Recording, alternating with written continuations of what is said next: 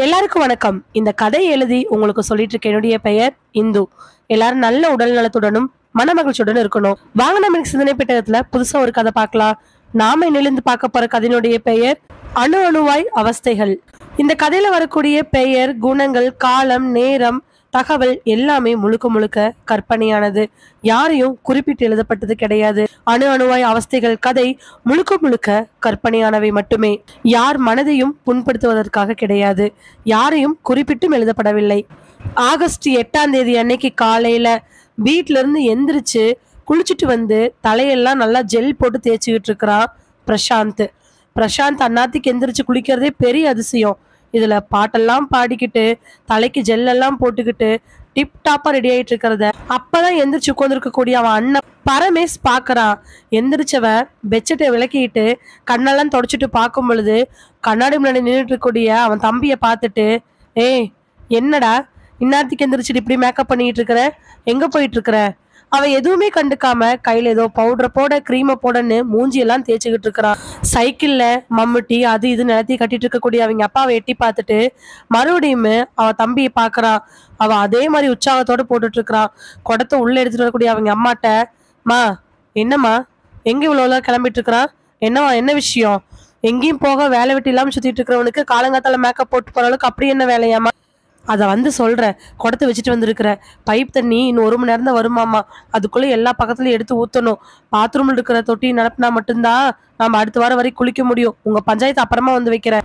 எந்திரிச்சு தலைவாணி பெட்ஷீட் எல்லாத்தையும் எடுத்து வச்சுட்டு பாயை சுருட்டி வச்சுட்டு வெளியில வந்து ப்ரஷ்ல பேஸ்ட்டை போட்டுக்கிட்டு அவங்க அப்பாவை பார்த்து, ஏப்பா என்னவா உன் பையன் வேலை வெட்டிக்கு போச்சோன்னா போக மாட்டான். டிப்ளமோ படிச்சு முடிச்சு 2 வருஷத்துக்கு மேல ஆகுது. நான் தான் எங்க கம்பெனிக்கு வாடா, நான் வேலை வாங்கி தரேன்னு சொல்றேன்ல. அண்ணன் பரமேஷ் பேசுறத கேட்டுக்கிட்டு உள்ள இருந்த பிரசாந்த், எப்போ அதெல்லாம் முடியாதுன்னு சொல்லு. அண்ணன் வெறும் டிப்ளமோ வச்சுலாம் வேலைக்கு போக முடியாது. சாரு மெக்கானிக்கல் இன்ஜினியரிங் டிப்ளமோல முடிச்சுக்கிட்டு 15,000 சம்பளத்துக்கு போற தைரியம் இருக்கலாம். ஆனா நானு டிப்ளமோல சிஎஸ்சி முடிச்சிருக்கேன். அடுத்து இன்ஜினியரிங் சிஎஸ்சி முடிச்சு பெரிய ஐடி டிபார்ட்மெண்ட்ல வேலைக்கு போக போறேன். வாயில் இருக்கக்கூடிய பேஸ்ட்டை துப்பிட்டு கிழிச்சிருவான். முடிச்சு 2 வருஷத்துல இன்னும் 4-5 அரியர் வச்சுட்டு வந்திருக்கிறான். இவன் நிஜமாலுமே இன்ஜினியரிங் படிப்பா நினைக்கிறியாப்பா? இல்ல உன்னால இன்ஜினியரிங் படிக்க வைக்கிற அளவுக்கு பணம் சம்பாதிக்க முடிஞ்சிருமா? அதான் அவன் சம்பாதிக்கிறான் இல்லப்பா. என்னை பக்கத்துல இருக்கிற ஏதோ ஒரு இன்ஜினியரிங் காலேஜ்ல சேர்த்து படிக்க வைக்க மாட்டான்னா என்ன? தோ வர சொல்லு, வந்து சொல்லி என் சம்பளத்தையும் வாங்கிட்டு போய் அவனை படிச்சு கிழிக்க சொல்லு. படிச்சு கிழிக்கிற மூஞ்சியும் முகரக்கட்டையுமே. நல்லா படிக்கிற எனக்கே சீட்டு கிடைக்கலையாமா, இவனுக்கு கிடைச்சிட போதாமா? அப்பா அதை அவனை சொல்லக்கூடாதுன்னு சொல்லு. ச்சே, நான் இன்னைக்கு எவ்வளோ சந்தோஷமான மூடில் இருக்கேன். இவன் பேச்செல்லாம் கேட்டுக்கிட்டு நோ நோ நோ, நம்ம கான்சன்ட்ரேஷன் ஃபுல்லாக அவங்க மேலே மட்டும்தான் இருக்கணும். தனக்கு தானே சொல்லிக்கிட்டு மறுபடியும் உடம்புல எதேதோ எடுத்து பூசிக்கிறான். வேலைக்கு போகிற எனக்கு கூட எதுவும் கிடையாது. சாதாரண பவுடரை பூசிட்டு போகிறேன். வீட்டில் இருக்கிறவனுக்கு பார்த்தே இல்லை என்னென்னமோ போட்டுக்கிட்டு இருக்கிறான்னு. சைக்கிள் எல்லாத்தையும் கட்டிக்கிட்டு அவங்க அப்பா உள்ளே வந்து கூடையில் இருக்கக்கூடிய சாப்பாட்டை எடுத்து மாட்டிக்கிட்டு, எங்கேயோ ரொம்ப முக்கியமாக யாரையோ பார்க்க போகிறேன் நம்மப்பா, அதனால தான் அவன் கிளம்பிட்டு இருக்கிறான். பணம் கொடுத்தியா என்ன? ஆமாப்பா, எங்கேயோ போகணும்னு 200 கேட்டான், கொடுத்துருக்கேன். அது சரிதான், 2 பேரும் சண்டை கட்டாமல் அவங்க வேலையை பாருங்க சொல்லிட்டு சைக்கிள் எடுத்துக்கிட்டு அவங்க அப்பா 6 மணிக்கே வேலைக்கு கிளம்பிடுறாரு. பக்கத்துல இருக்கக்கூடிய தென்னை தோப்புக்கு வேலைக்கு போறவர். எந்த பக்கம் எங்க வேலை இருக்குதோ அங்க மம்முட்டி தூக்கிட்டு போயிட்டு எப்படியா சம்பாதிக்கும்னு நினைக்கிற ஒரு ஆள் தான் பிரசாந்தோட அம்மாவும். காலங்காலமா அவங்க குடும்பத்துல இருந்து ஒரு வீட்டுக்கு பண்ணைக்கு வேலைக்கு போயிட்டு இருக்கிறாங்க. காலையில் நேரமா எந்திரிச்சு வீட்டுக்கு தேவையான எல்லாத்தையும் பண்ணி பசங்களுக்கு ஹஸ்பண்டுக்கு வேணுங்கிறதெல்லாம் செஞ்சு வச்சுட்டு 7:30 மணி அப்படிங்கும் பொழுது வேலைக்கு போயிடுவாங்க. பிரசாந்த் நல்லா அயன் பண்ண ட்ரெஸ்ஸை போட்டுட்டு கண்ணாடியில மாத்தி மாத்தி தன்னை பார்த்துக்கிட்டு கூலிங் கிளாஸ்லாம் போட்டு கையில வாட்செல்லாம் கட்டிட்டு சாக்ஸ் போட்டு வீட்டுக்குள்ளேயே நின்றுட்டு ஷூவெல்லாம் போட்டுட்டு இருக்கிறத பார்த்துட்டு அவனோட அண்ணனுக்கு கோவமா தான் வந்துச்சு. டிப்ளமோ மெக்கானிக்கல் முடிச்சுட்டு பக்கத்துல இருக்கக்கூடிய கம்பெனில 15,000 சம்பளத்துக்கு போயிட்டு வர அவனுக்கு டிப்ளமோ சிஎஸ்சி முடிச்சுட்டு இன்னும் வீட்லயே உட்காந்துட்டு இருக்கிற அவன் தம்பியை பார்க்கும் பொழுது கோவம் வராமையா இருக்கும். கரெக்டா 2 நிமிஷம் கழிச்சு வாசல்ல ஒரு பைக் வந்து நிக்க அதை பார்த்த உடனே அவனுக்கு இன்னும் எச்சா கோவம் வருது. ஏய் என்னடா இந்த பக்கம் வரக்கூடாதுன்னு சொல்லியிருக்கேன்ல, எதுக்கிட்டா வந்த? உள்ள இருந்து வேகமா ஓடி அந்த பிரசாந்த் வண்டியில ஏறி உட்காந்துக்கிட்டு, நீ கம்முன்னு வண்டி ஏடுறா, அவன் அப்படிதான் கத்திக்கிட்டு கிடப்பான். சொன்ன உடனே பைக் முன்னாடி கொண்டிருக்கக்கூடிய குமார் பரமேஸ்வ பயந்துகிட்டே பாக்குறான். என்னடா இங்க வரக்கூடாதுன்னு சொல்லியிருக்கேன்ல, எதுக்குடா இங்க வந்த? இல்லைண்ண பிரசாந்த். டேய் அவங்ககிட்டலாம் சொல்லிட்டு கொடுங்கிற அவசியம் கிடையாது. இங்க பாரு, இவன் என் ஃப்ரெண்டு, என் கூட தான் இருப்பான். சும்மா வண்டி எடுறா. எடுக்காம பரமேசே பார்த்து பயந்துட்டு நிக்கிறா குமார். வண்டி எடுறா, நான் பாத்துக்கிறேன் சொல்லிட்டு கையை எட்டி வண்டியில் இருக்கக்கூடிய கீரை முறுக்க அவனும் கொஞ்ச நேரத்துல தடுமாறி புடிச்சு வண்டி ரோட்டை நோக்கி போக ஆரம்பிக்குது. ரெண்டு பேத்தையும் பார்க்கும் பொழுது இருந்த கோவத்துக்கு அடுத்து அடிச்சிடலாம்னு ஒரு ஞாபகம். கரெக்டா அவங்க அம்மா குடத்தை எடுத்துட்டு வர, அம்மா நீ தண்ணி எடுத்தது போ, தண்ணி வை முதல்ல. என்னப்பா, முதல்ல கீழே வைமா. என்னப்பா, நான் போய் அந்த தட்டில நிரப்பணும், நாளைக்கு குளிக்கிறதுக்குள்ள வேண்டாமா, இனி அடுத்த வாரம் தான் தண்ணி வரும், நான் பண்ணைக்கு வேற வேலைக்கு போகணுங்கன்னு உங்கள்கிட்ட பேசிட்டு இருக்கிற நேரம் இல்ல. ஆமாமா, நீ பண்ணைக்கு போ, தண்ணி எடு, எல்லாம் பண்ணு. உன் சின்ன பையன் எங்க போறான் எதுக்கு போறான்னு மட்டும் சொல்லு. அது வந்து கண்ணு, என்னம்மா உனக்கு அப்பாவுக்கு தெரியாம அவன் எங்கேயும் போக போறது கிடையாது, எங்கிட்ட என்ன மறைக்கிறீங்கன்னு உண்மையை சொல்லுங்க. அவங்க அம்மா விஷயத்த சொல்ல சொல்ல பரமேஷுக்கு அப்படி ஒரு கோவம் வந்துச்சு. பைக்கு அந்த மெயின் ரோட்ல சர மாதிரியே போயிட்டு இருக்குது. பின்னாடி உட்கார்ந்து இருக்கக்கூடியவனை பார்த்து முன்னாடி இருக்க குமாரு, பிரசாந்த் என்னடா நாம் இப்ப பண்ண போறது உங்க அண்ணனுக்கு தெரிஞ்சிச்சுன்னா உண்டுலேன்னு பண்ணிருவாருடா, உன்னை ஒண்ணும் கேட்பாரோ என்னமோ, என்னை வெட்டியே கொன்றுவாருடா. ஏ சும்மா போடா, இது எத்தனை நாள் கனவு, 2 வருஷத்துக்கு முன்னாடி வந்தது, அப்புறம் இப்பதான்டா வந்திருக்கிறாங்க, நான் எப்படியாவது பார்த்தாகணும்டா. உனக்கு தெரியுமில்ல நான் அவங்களோட தீவிர பக்தன் அப்படின்னு. நான் இன்னைக்கு என்னனாலும் பரவாயில்லடா, நடிகை சுலோமிக்காவை பார்க்காம வரவே மாட்டேன்டா. இல்லடா அது வந்து, வண்டி மெல்ல மெல்ல ஸ்லோவாக, வண்டி நிறுத்துடா. வண்டி நிறுத்தின உடனே இறங்குனவ, பெண்ணடா எனக்கு தெரியுமில்ல அவங்க எங்க தங்கியிருக்காங்கன்னு, நான் போய் பாத்துக்கிறேன், நீ ஒன்றும் வரணுங்கிற அவசியம் கிடையாது. என்னமோ உங்க மாமா சினிமால அப்படி இப்படின்னு ஜூனியர் ஆர்டிஸ்ட புடிச்சு கொடுக்குற இடத்துல வேலை செய்யறாரு, ஹீரோயின் வந்தாங்கன்னா 2-3 பேர்த்த கூட்டி கொண்டே காட்டுவாரு, நீ சொன்னங்காட்டு தான் உங்க மாமா கிட்ட கெஞ்சி கூத்தாடி அவரோட கரெக்ட் பண்ணி நடிகை சுலோமிக்காவை பாக்குறதுக்கு ஏற்பாடு பண்ணி வச்சிருந்தேன். அதுல நீ ரெக்கமெண்ட் பண்ண, அதனால நான் உனக்கு கேட்கறதா சொல்லிட்டு இருக்கோம், ஏதாவது இருக்கா என்ன? என் அண்ணனை பார்த்து பயப்படுற மாதிரி தான் நீ இங்கேயே இரு, இங்க இருக்கக்கூடிய அந்த ஹோட்டல்ல தான் இருக்கிறாங்க, ஹோட்டல் பேர் கூட ஹோட்டல் பிளிங்கிங் தானே, நான் போய் பாத்துக்கிறேன், நீ விடு. டேய் அதுக்கு நான் சொல்ல வரலடா, நான் என்ன சொல்றேன்னா, இங்க பாருடா, எங்க அண்ணனுக்கு தெரியுது தெரியாதுல எனக்கு பிரச்சனை கிடையாது, எங்க அம்மா அப்பாவுக்கு தெரியும், நான் அவங்ககிட்ட சொல்லிட்டு தான் வந்திருக்கிறேன். சுலோமிக்காவை பார்க்கறதுக்கு 2 வருஷமா உங்க மாமாட்டி உங்ககிட்ட கெஞ்சி கூத்தாடி உங்க மாமாவுக்கு நான் எத்தனை இருக்குன்னு அவரை போய் கேளு. எவ்வளவு ஆசையா டிப்டாப்பா கிளம்பி வந்த காலங்காலத்துல அவன் டென்ஷன் ஆகிட்ட கூட நீ வேற. சரி சரிடா டென்ஷன் ஆகாத, ஏறி உட்காரு, ஆனா எனக்கு நீ சொன்னாப்புல 500 ரூபா கொடுத்துடணும். தரேன்டா, ஏற்பாடு பண்ணிட்டேன்டா, நீ கவலைப்படாம வண்டி எடு. சுலோமிக்காவை மட்டும் பார்த்து ஒரே ஒரு ஆட்டோகிராஃப் ஒரே ஒரு போட்டோ மட்டும் எடுத்துட்டேன்னு வச்சுக்கோ, உனக்கு 500 ரூபாய் என்ன 1000 ரூபாய் தரேன். ஹோட்டல் பிளிங்கிங்க்கு முன்னாடி போய் வண்டி நிக்க, அதுல இருந்து இறங்குறான் குமாருக்கு பின்னாடி கூடிய பிரசாந்த் இறங்கி நிக்க, 2 பேரும் குமாரோட மாமாக்காக வெயிட் பண்ணிட்டு இருக்கிறாங்க. ரொம்ப ரெஸ்ட்ரிக்டடான ஏரியா, ரூம் கதவை டோர் ஓபன் பண்ணணும்னா கூட உள்ள இருக்கிறவங்களோட பர்மிஷன் ப்ராப்பரா கிடைச்சாதான் போற அளவுக்கு ஸ்டார் ஹோட்டல். அப்படியே கண்ணாடி மாளிகை மாதிரி ஜொலிக்குது, எங்க பார்த்தாலும் எதுல பார்த்தாலும் ஹைடெக் தான். காலில் போட்டிருக்கிற ஷூவை போட்டு போனா தர வேஸ்டா போயிருமோங்கிற அளவுக்கு பிரசாந்தோட எண்ணம் இருக்கிற மாதிரி சூப்பரான ஹோட்டல். குமார் போன் எடுத்து போன் பண்ண கொஞ்ச நேரத்துலயே அவங்க மாமா அங்க வராரு. 2 பேத்தையும் பார்த்து, டேய் வந்துட்டீங்களா? ஆமா மாமா, சுலோமிக்காவை பார்க்காம போகவே முடியாது மாமா, நான் பயங்கரமான பக்தன், 2 வருஷமா இதுக்காக தான் உங்ககிட்ட. ஆமாண்டா பிரசாந்த், இப்பதானே அவங்க வந்திருக்கிறாங்க, அதனால தானே உன்னை இப்ப வர சொன்னேன். சுலோமிக்காவோட பிஏ கிட்ட எல்லாம் பேசியாச்சு, ஒரே ஒரு கால் பண்ணி வரலாமான்னு கேட்டா அவங்க ரூமுக்கே நம்ம போய் பார்த்துடலாம். ரொம்ப ஆவலா இருக்கேன் மாமா, சீக்கிரமா பிஏக்கு ஃபோன் பண்ணி கேளுங்களேன். குமாரோட மாமா ஃபோன் எடுத்து சுலோமிக்காவோட பிஏக்கு ஃபோன் பண்ண 2-3 வாட்டி ரிங்கி போய் அதுக்கப்புறமா தான் அவர் ஃபோன் எடுக்கிறாரு. ஹலோ யாரு? அண்ணே நான் தானே ஜூனியர் ஆர்டிஸ்ட், ரெடி பண்ணி பேரு கூட செல்லமுத்து. சொல்லுப்பா செல்லமுத்து, என்ன விஷயம்? அண்ணா அன்னைக்கு பேசணும்லண்ணே. என்னைக்கு? அதானே பார்ல ஒரு பையன் ஒருத்த சுலோமிக்காவை பார்க்கணும், ஐயோ சுலாமிக்கா மேடமை பார்க்கணும்னு சொல்லிட்டு ரொம்ப ஆவலா. அண்ணே பையன் வந்திருக்கிறாண்ணே, நானும் 2-3 நாளா கேட்டேன், பையன்கிட்ட கொஞ்சம் கை நீட்டி பணமெல்லாம் கூட.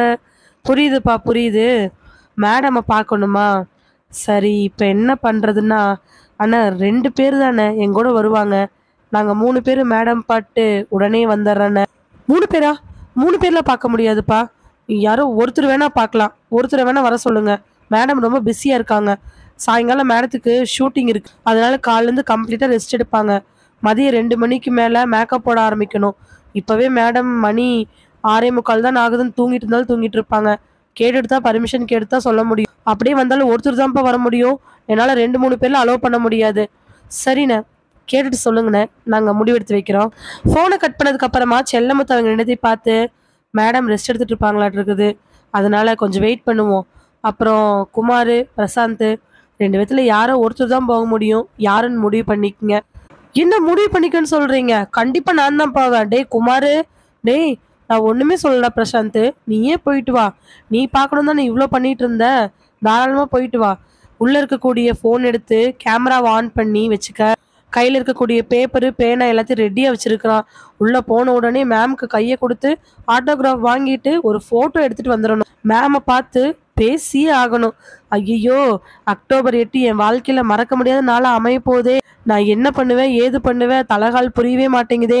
சுலோமிக்காவ நான் பார்க்க போற நாள். மனசுக்குள்ள சந்தோஷம் கொப்பளிக்க கரெக்ட்டா 10 நிமிஷம் கிளம்பிச்சு பிஏவே செல்லமுத்துக்கு ஃபோன் பண்றாரு. அண்ணே சொல்லுங்கண்ணே. பவ்யமா செல்லமுத்து கேட்க, வர சொல்லுப்பா.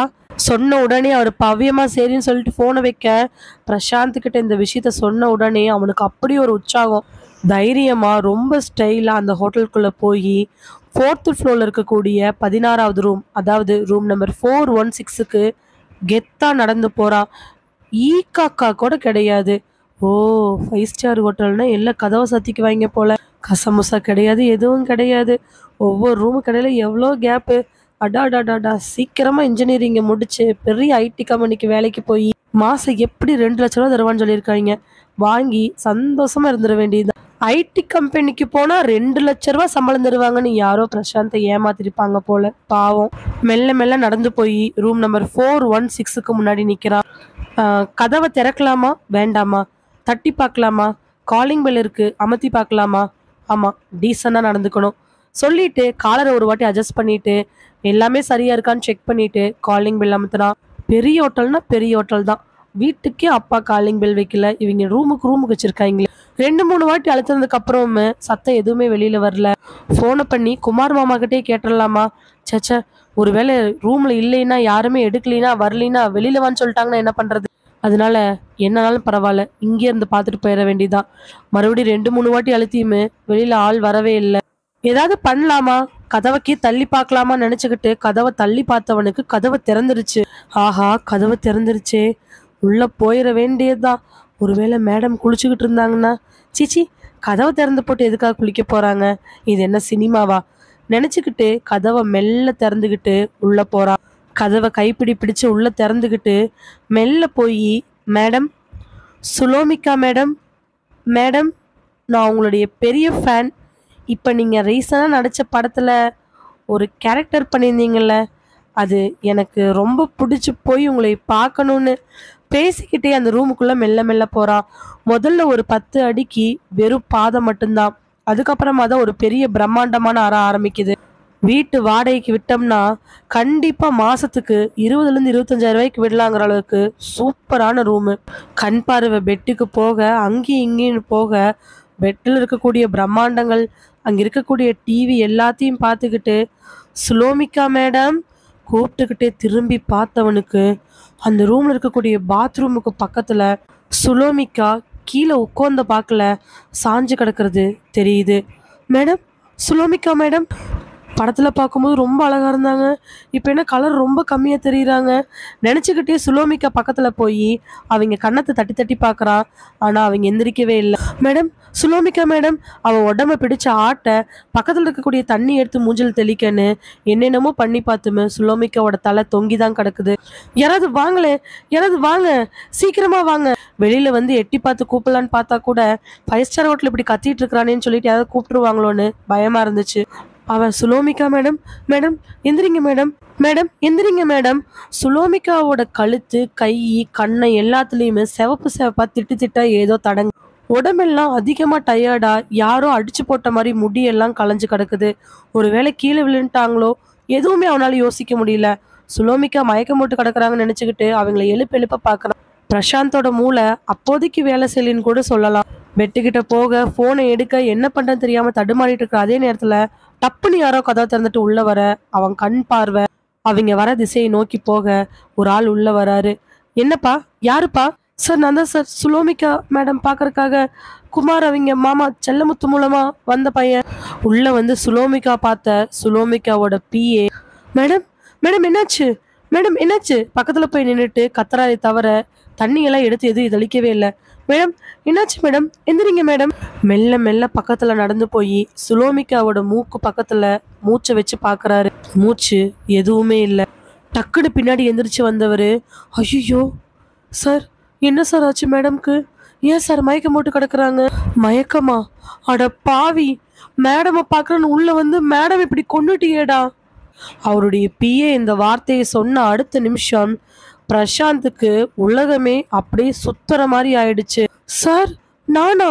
அதே நிமிஷம் அந்த ஹோட்டலுடைய மேனேஜர் உள்ள வர சுலோமிகாவோட பிஏவை பார்த்து, sir what happen to madam? அவர் கேட்ட அடுத்த நிமிஷம் மறுபடியும் சுலோமிகாவோட பிஏவோட வாயிலிருந்து வந்த வார்த்தை, சுலோமிகா மேடம் பார்க்க வரேன்னு சொல்லிட்டு பிளான் பண்ணி மேடமை கொன்னுட்டான். மேடமை இவனே அடிச்சு கொண்டிருக்கிறான். ஆனா எதுக்காகன்னு தெரியல. இந்த வார்த்தைகள் திரும்ப திரும்ப அவன் காதுல விழுக அவன் அந்த இடத்துல அசராம அப்படியே அதிர்ச்சி நின்றுட்டு இருக்கிறான். எப்படி சுலோமிகா மேடத்தை நான் எப்படி கொல்ல முடியும்? கேள்விக்குறிகளும் அதிர்ச்சியும் இருந்ததுனால வாயை திறந்து அவனுக்காக அவன் பேச முடியல. அதுவே அவனுக்கு ஒரு பெரிய ஆபத்துல போய் முடிஞ்சிருச்சு. கார் ஒன்று வேகமா வந்து அந்த ஏர்போர்ட் வாசல்ல நிக்க அங்கிருந்து வெளியில இறங்குறான் மதன். மதனோட கை, மதன் கூட இருக்கக்கூடிய ஒரு பொண்ணு, அவன் கூட இருக்கக்கூடிய இன்னொரு அடியாள், 3 பேரும் வேகமா அந்த ஏர்போர்ட்டை நோக்கி போறாங்க. ஏர்போர்ட்டுக்குள்ள போலான்னு நினைக்கிறதுக்கு முன்னாடி மதன் மொபைல் அடிக்கவே அதை எடுத்து பார்க்க அதுல கமலக்கண்ணன் பேர் வருது. கமலக்கண்ணன் ஃபோன் பண்றானா? கண்டிப்பா முக்கியமான வேலையா தான் இருக்கும். கமலக்கண்ணன் நம்பரை பார்த்துட்டு ஃபோன் அட்டன் பண்ணி பேசுறான் மதன். ஹலோ, சொல்லு கமலக்கண்ணா. மதன் எங்க இருக்க? ஏர்போர்ட்டுக்கு முன்னாடி நின்றுட்டு இருக்கிற.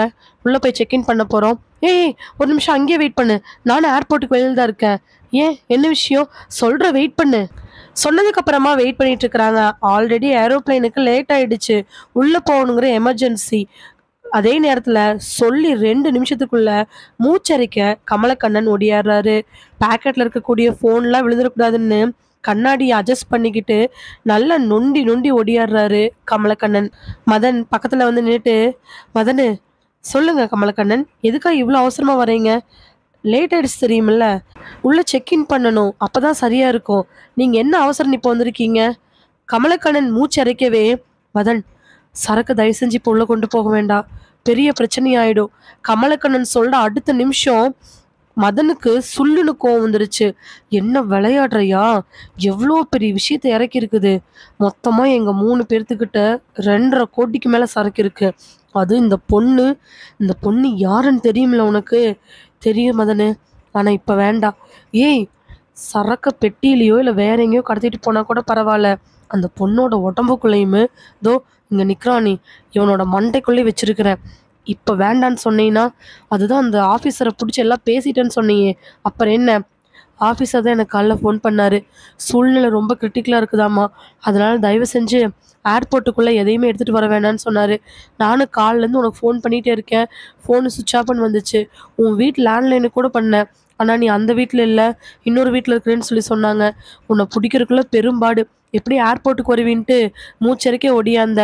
கமலக்கண்ணன் சொல்ல சொல்ல மதனுக்கு டென்ஷன் ஆகிட்டே இருக்குது. டக்குன்னு சிகரெட் எடுத்து வாயில் வைக்கலான்னா அது ஏர்போர்ட்டாக போச்சு. அங்கே எங்கேயுமே ஆஃபீஸர்ஸ் நின்றுட்டே இருந்தாங்க. இல்லை அதெல்லாம் என்னால் முடியாது, நான் கொண்டு போய் ஆகணும், இன்னைக்கு கொண்டு போய் சேர்த்தல அப்படின்னா காசு எல்லாமே வேஸ்ட்டாக போயிடும். ஐயோ மதனு, நான் சொல்கிறத முதல்ல கேளு. அதெல்லாம் கேட்க முடியாது சொல்லிட்டு மதன் அவங்க 2 பேத்தையும் கூட்டிட்டு உள்ள போறதுக்குள்ள கமலக்கண்ணன் மதனோட கையை பிடிச்சுக்கிட்டு இழுத்துட்டு போறாரு. நீ கொஞ்சம் ஓரமா வா, நான் உனக்கு ஒன்று சொல்லறேன். கையை பிடிச்சு இழுத்துக்கிட்டு வர, சிசிடிவி கேமராலாம் இருக்குது, நம்ம கொஞ்சம் ஓரமா போயிடலாவா? கமலக்கண்ணன் ரொம்ப கெஞ்சவே மதன் அவங்க 2 பேத்தையுமே இன்னொரு ஆள் மூலமா கார்ல உட்கார வச்சுக்கிட்டு மதனும் கமலக்கண்ணனும் மட்டும் ஒரு ஓரமா போய் நிக்கிறாங்க. முடிஞ்ச அளவுக்கு எங்கேயுமே எந்த கேமராவுக்கும் படக்கூடாதுன்ட்டு ஓரமா போய் நிக்க கமலக்கண்ணன் மதனை கன்வின்ஸ் பண்ற அதே நேரத்துல கமலக்கண்ணனுக்கு ஒரு ஃபோன் வருது. எடுத்து பார்க்க அதில் ஆஃபீஸர்னு போட்டிருக்க. அதுக்கு ஃபோன் அட்டன் பண்ணி லவுட் ஸ்பீக்கர் போடுறாங்க. மதனு, அவர் தான் லைனில் இருக்காரு, நீயே பேசு. மதன் எதுவுமே பேசாமல் தலையை திருப்பிட்டு நிற்க அந்த ஃபோனை பார்த்து கமலக்கண்ணன், சார் நீங்களே சொல்லுங்கள் சார், கேட்க மாட்டேங்கிறாங்க. ஹலோ சொல்லுங்கள் சார். கமலக்கண்ணன் பேச சொன்னதுக்கு அப்புறமா மதன் பேசல. ஆஃபீஸர் ஹலோன்னு சொன்னதுக்கு அப்புறமா வெறுப்பா மதன் ஹலோன்னு சொல்ல, மதன் உங்க சூழ்நிலை எனக்கு நல்லாவே புரியுது. நான் எல்லாத்தையுமே பக்காவா ரெடி பண்ணி வச்சிருந்தேன். ஆனா, இன்னைக்கு காலையில சூழ்நிலை ரொம்ப மாறிடுச்சு. உங்களுக்கு தெரியாது இப்ப ஹாட் டாபிக் என்ன போயிட்டு இருக்கு அப்படின்னு. மதன் ஒரு முறைப்போட கமலக்கண்ணன பார்க்க, கமலக்கண்ணன் ரொம்ப மெதுவா, அதான் சுலோமிகா சுலோமிகா கதைய சொல்றாரு. ஆ சொல்லுங்க சார். மதன், சுலோமிகா ஒரு ஹோட்டல்ல இறந்து கிடந்திருக்காங்க. யாருன்னே தெரியாத ஒரு பையன் அவனோட ரசிகன் சொல்லிட்டு வந்து சுலோமிகாவை அடிச்சு கொண்டிருக்கிறான். அந்த நியூஸ் இப்போ நம்ம தமிழ்நாட்டுல தீயா பரவிக்கிட்டு இருக்குது. சுலோமிகா வளர்ந்து வர ஒரு ஹீரோயின். அவங்க இந்த நேரத்துல இப்படி ஆனதுக்கு அப்புறம் எல்லா பக்கத்துலயும் கெடுபிடி. சுலோமிகாவோட மரணத்தை பார்க்கறக்கு பெரிய பெரிய ஹீரோஸ், ப்ரொடியூசர்ஸ், டைரக்டர்ஸ் எல்லாருமே ஃபாரின் ட்ரிப்பையும் ஷூட்டிங் கட் பண்ணிட்டு வந்துட்டு இருக்காங்க. அதனால ஏர்போர்ட்ல கெடுபிடி பண்ணிட்டாங்க. இந்த சமயத்துல நீங்க எடுத்துட்டு போனீங்க, நிச்சயமா மாட்டிக்குவீங்க மதன். அதனால தான் சொல்றேன். சரி சார். மூஞ்சியே இல்லாம சொல்ல ஆபீசர் அதுக்கு மேல எதுவும் சொல்ல மாட்டேன்னு சொல்லிட்டு போனை வச்சிடுறாரு. கமலக்கண்ணன், இங்க பாரு, பார்ட்டி கிட்ட நாம பேசிக்கலாம். நீ ஃபோன் பண்ணி புரிய வையி. சுலோமிகாவோட மரணம் இந்த இடத்துல இருக்கிற எல்லா பக்கத்தையுமே ஆட்டி படைச்சுக்கிட்டு இருக்குது. உலகம் முழுவதுமே சுலோமிகா பரவி கிடக்குறா. அதனால பார்ட்டி நம்மளை புரிஞ்சுக்கிறதுக்கு நிறைய சான்சஸ் இருக்கு. எப்படி எப்படி புரிஞ்சுக்க முடியும்? தமிழ்நாட்டுல ஒரு ஹீரோயின் செத்து போயிட்டானா உலகம் முழுக்க இருக்கிறவங்க எல்லாம் அவளுக்காக இது பண்ணிடுவாங்களா? மதன் ரொம்ப கோவத்துல கத்த, மெதுவா பேசுன்னு சைகை காமிச்ச கமலக்கண்ணன், நீ சொல்ற சரிதான் மதனு. தமிழ்நாட்டுல சாதாரண ஹீரோயின் யாராவது செத்து போனாங்கன்னா இந்த மாதிரி ஒன்றும் ஆகாது. ஆனா செத்து போயிருக்கிறது சுலோமிகா. பாலிவுட், ஹாலிவுட், டோலிவுட்னு சொல்லிட்டு கிட்டத்தட்ட 7-8 படம் டாப் ஹீரோஸோட வச்சிருக்கிறா. டைரக்டர்ஸ் எல்லாருமே முத்து முத்தா ஹிட்ட கொடுத்தவங்க.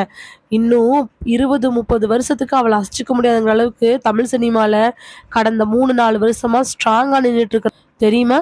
தமிழ்நாடு மட்டும் இல்லாம கேரளா, ஆந்திரா, கர்நாடகான்னு இருக்கிற எல்லா டாப் ஹீரோஸ் கூடயுமே மேடம் தான் இன்னொரு 5-6 வருஷத்துக்கு ஹீரோயின். இப்ப போய் கேளு, கனவு கண்ணி யாருன்னு கேட்டாங்கன்னா சுலோமிகான்னு தான் எல்லாரும் சொல்லுவாங்க. அவளோட மரணத்தை தெரிஞ்சுக்கிட்டு நெருங்கிய ஹீரோயின்ஸுமே, ஹீரோஸு, ப்ரொடியூசர்ஸ், டேரக்டர்ஸ்னு எல்லாரும் ஷூட்டிங்கை கேன்சல் பண்ணிட்டு அவன் வந்து இறங்கிட்டு இருக்கிறான். அதனால தான் வேண்டான்னு சொல்லியிருக்கிறாங்க. நீ தேவையில்லாமல் இப்போ போய் மாட்டிக்க வேண்டாம். போ, பார்ட்டி கிட்ட சொல்லி புரிய வையி. சுலோமிகா பேர சொன்னா பார்ட்டி புரிஞ்சுக்குன்னு நினைக்கிறேன். அதுக்கப்புறம் ஒரு 10 நிமிஷம் 2 பேரும் பேசிட்டு வேற வழியே இல்லைன்னு சொல்லிட்டு மதன் அவங்க 2 பேர்த்தையும் கூட்டிட்டு போயிடுறான். கமலக்கண்ணனுக்கு இப்பதான் பெரிய நிம்மதியா இருக்குது. மதனை பொறுத்த வரைக்கும் அவங்க 3 பேர் கொண்டு போற சரக்கு பெரிய மதிப்பு, 2.5 கோடிக்கு மேல. இன்னைக்கு பக்காவா கை மாத்திரலான்னு நினைச்சான். கை மாத்திருந்தா சாயங்காலமே அவன் மாத்தின அடுத்த நிமிஷம் கையில சொலையா பணம் வந்து நின்றுருக்கும். இந்த சுலோமிக்கானால எல்லாமே நாசமா போச்சுங்கிற கோவத்துல அவன் ஏர்போர்ட்ல இருந்து கிளம்பி போறான். இன்ஸ்பெக்டர் எஸ்ஐய பார்த்து கேள்விகள் கேட்டுட்டு இருக்கிறாரு. என்னப்பா, என்ன சொல்லியிருக்குது போஸ்ட்மார்ட்டம் ரிப்போர்ட்ல? சார், யாரோ மேடமை நல்லா போட்டு அடிச்சு உதச்சி குறவழிலாம் நசுக்கி உடல் முழுக்க காயத்தோட எல்லாம் பண்ணியிருக்கிறாங்க சார். யாரோ தா ஜெயிலுக்குள்ள நிக்கிறாரே சாரு, அவரு தானே? சொல்லும் பொழுதே கண்ணில் கண்ணீரோட நின்றுட்டு இருக்கிறான் பிரசாந்த். சார், நான் எதுவுமே பண்ணல சார், நான் என்ன சொல்றேன்னு கொஞ்சம் கேளுங்க சார். இந்த நிமிஷம் வரைக்குமே பிரசாந்தை பேச விடவே இல்லை. அவன் வந்ததுமே, சுலோமிகாவை பார்க்கறதுக்காக போனதுமே, அதுக்கு ஹெல்ப் பண்றது குமாரோட மாமான்னு இப்போ வரைக்கும் போலீஸ் பேசுறதுக்கு எந்த வகையிலையும் அலோவ் பண்ணல. ஒரே பிடியா சுலோமிகாவோட பிஏ பேச்சையுமே அந்த மேனேஜர் பேச்சையும் கேட்டுக்கிட்டு இவன் தான் கொலை பண்ணான்னு முடிவு பண்ணி எஃப்ஐஆரும் போட்டுட்டாங்க. சுலோமிகா அப்படிங்கிறதுனால போஸ்ட்மார்ட்டம் ரிப்போர்ட் கூட டக்குன்னு ரெடி ஆயிடுச்சு. சார், நிஜமாலுமே எனக்கு லத்தி ஒன்றை எடுத்து இன்ஸ்பெக்டர் அந்த கம்பி மேல அடிக்க கையில லைட்டா பட்டு துடிச்சு போயிடுறான். அவன் பின்னாடி போய் அழுக ஆரம்பிச்சிடுறான். சொல்லுங்க சார், அவங்க ரொம்ப வன்கொடுமைப்படுத்தப்பட்டிருக்காங்க சார். போஸ்ட்மார்ட்டம் ரிப்போர்ட்டு போய் வாங்கணும் சார். இதெல்லாம் எப்படி சொல்கிறீங்க? சார், டாக்டர் ஃபோனில் சொன்னாங்க, அதனால தான் சார். பாலியல் ரீதியான சீண்டல் ஏதாவது இருக்கா? பாலியல் வன்கொடுமை பண்ணல சார், ஆனால் சீண்டல்கள் இருக்குது. ஓ, அப்போ சாரு சுலோமிகாவையே பாலியல் வன்கொடுமை பண்ணலான்னு சொல்லிட்டு தேடி கண்டுபிடிச்சி போய் பண்ணி ஆரம்பிச்சிருக்காரு. மேடம் அதை தடுத்துருந்துருக்குறாங்க. அதனால இவன் கோவப்பட்டு அவங்கள அடிச்சு உதச்சி குறவழி நசி கொண்டிருக்கிறான். அப்படிதானே? ஆமாம் சார், கேஸ் பார்க்கும் பொழுது அப்படிதான் தெரியுது. கைரேகை இருக்கா? இருக்கு சார், ஃபாரன்சிக்லாம் செக் பண்ணிட்டாங்க. இங்க நிக்கிறான் இந்த பையன் பிரசாந்த். அவனுடைய கைரேகை கம்பேர் பண்ணியாச்சு சார். மேடமோட கன்னத்துல, தோளுல கொஞ்சம் அங்க இங்கேன்னு அவனுடைய கைரேகை இருக்கு சார். மறைக்கிறதுக்காக அவன் தண்ணியெல்லாம் கூட ஊத்தி பண்ணியிருப்பானாட்டிருக்கு சார். டக்குன்னு வந்தவன், "சார், அவிங்க மயங்கி கிடந்தாங்க சார். அதனால தான் சார் தெளிய வைக்கலான்னு சொல்லிட்டு நான் தண்ணி மேல ஊத்துனேன். மத்தபடி எனக்கு அவிங்களுக்கு எந்த சம்மந்தமும் இல்ல சார். அவிங்கள எனக்கு ரொம்ப புடிக்கும் சார். பார்க்கலான்னு சொல்லிட்டு தான் சார் நான்." அடுத்து பேசும்பொழுதே மறுபடியும் லத்திய தூக்கி இன்னொருக்கா அடிக்க, அவன் ஓரமா போய் உட்காந்துக்கிறான். "நான் எந்த தப்புமே பண்ணல சார். நான் எதுக்காக சார் அவிங்கள கொல்ல போறேன்?" தலதலையா அடிச்சுக்கிட்டு உட்காந்துக்கிறான். எங்க அண்ணன் அப்பவே சொன்னான். நான் கேட்காம போயிட்டேன். அது என்னோட தப்பு தான். நான் அவங்கள ஒண்ணுமே பண்ணல சார். தேவையில்லாம போயும் போய் ஒரு சினிமாக்காரங்களுக்காக என் வாழ்க்கைய இப்படி தொலைச்சிட்டு உட்காந்துருக்கிறேனே நினைச்சுக்கிட்டு அவ அழுக ஆரம்பிக்கிறான். கான்ஸ்டபிள் ஒருத்தரை பார்த்து இன்ஸ்பெக்டர், "அண்ணே, சார், போய் டீ வாங்கிட்டு வாங்க எல்லாருக்குமே." டீ வாங்குறதுக்காக கான்ஸ்டபிள் வெளியில வர, அங்க பிரசாந்தோட அம்மா, அப்பா, அவனோட அண்ணன் பரமேஷ் எல்லாரும் கண்ணீரோட நின்னுட்டு இருக்கிறாங்க. வெளியில வர கான்ஸ்டபிள பார்த்து பிரசாந்தோட அண்ணன் Paramesh, "sir, sir, sir, sir, நான் பிரசாந்தோட அண்ணன் பரமேஷ் சார். என்னப்பா என்னப்பா பிரச்சனை?" கான்ஸ்டபிள் பேசிக்கிட்டே நடக்கிறாரு. பின்னாடியே அவங்களும் நடக்கிறாங்க. பரமேஷ் மட்டும் அவருக்கு வேகத்துக்கு ஏத்த மாதிரி ஓடுறான். "சார், சார், என் தம்பி அப்படி பண்ணியிருக்க மாட்டான் சார். அவன் சுலோமிகா மேல ரொம்ப பாசமா இருந்தா சார்.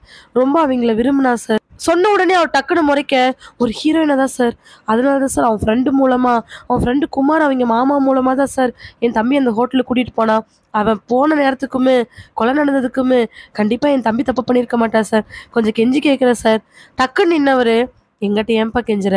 நான் சாதாரண கான்ஸ்டபிள்.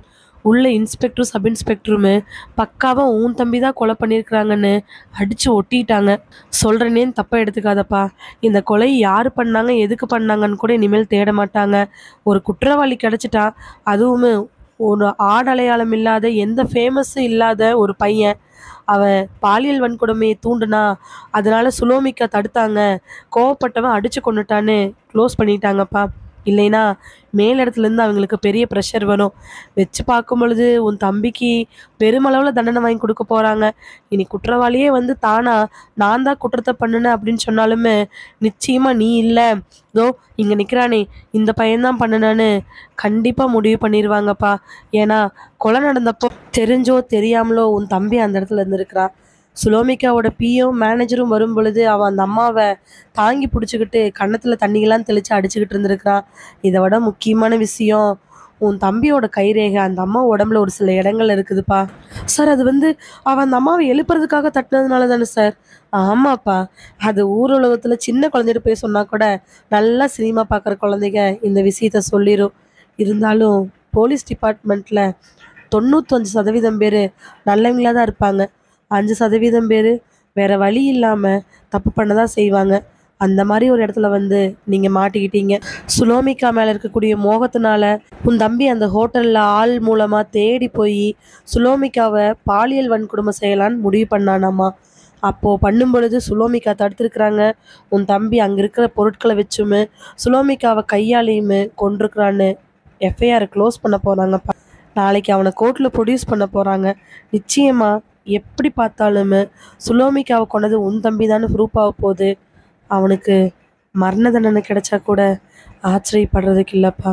ஏன்னா சுலோமிகாவோட பவருமே உங்களை மாதிரி இல்லை, நம்மள மாதிரி சாதாரண மனுஷங்களோட பவரும் இவ்வளோதான் சொல்லிட்டு அவர் டீ கடையை நோக்கி போக, பிரசாந்தோட அம்மா அப்பா கண்களில் கண்ணீர்.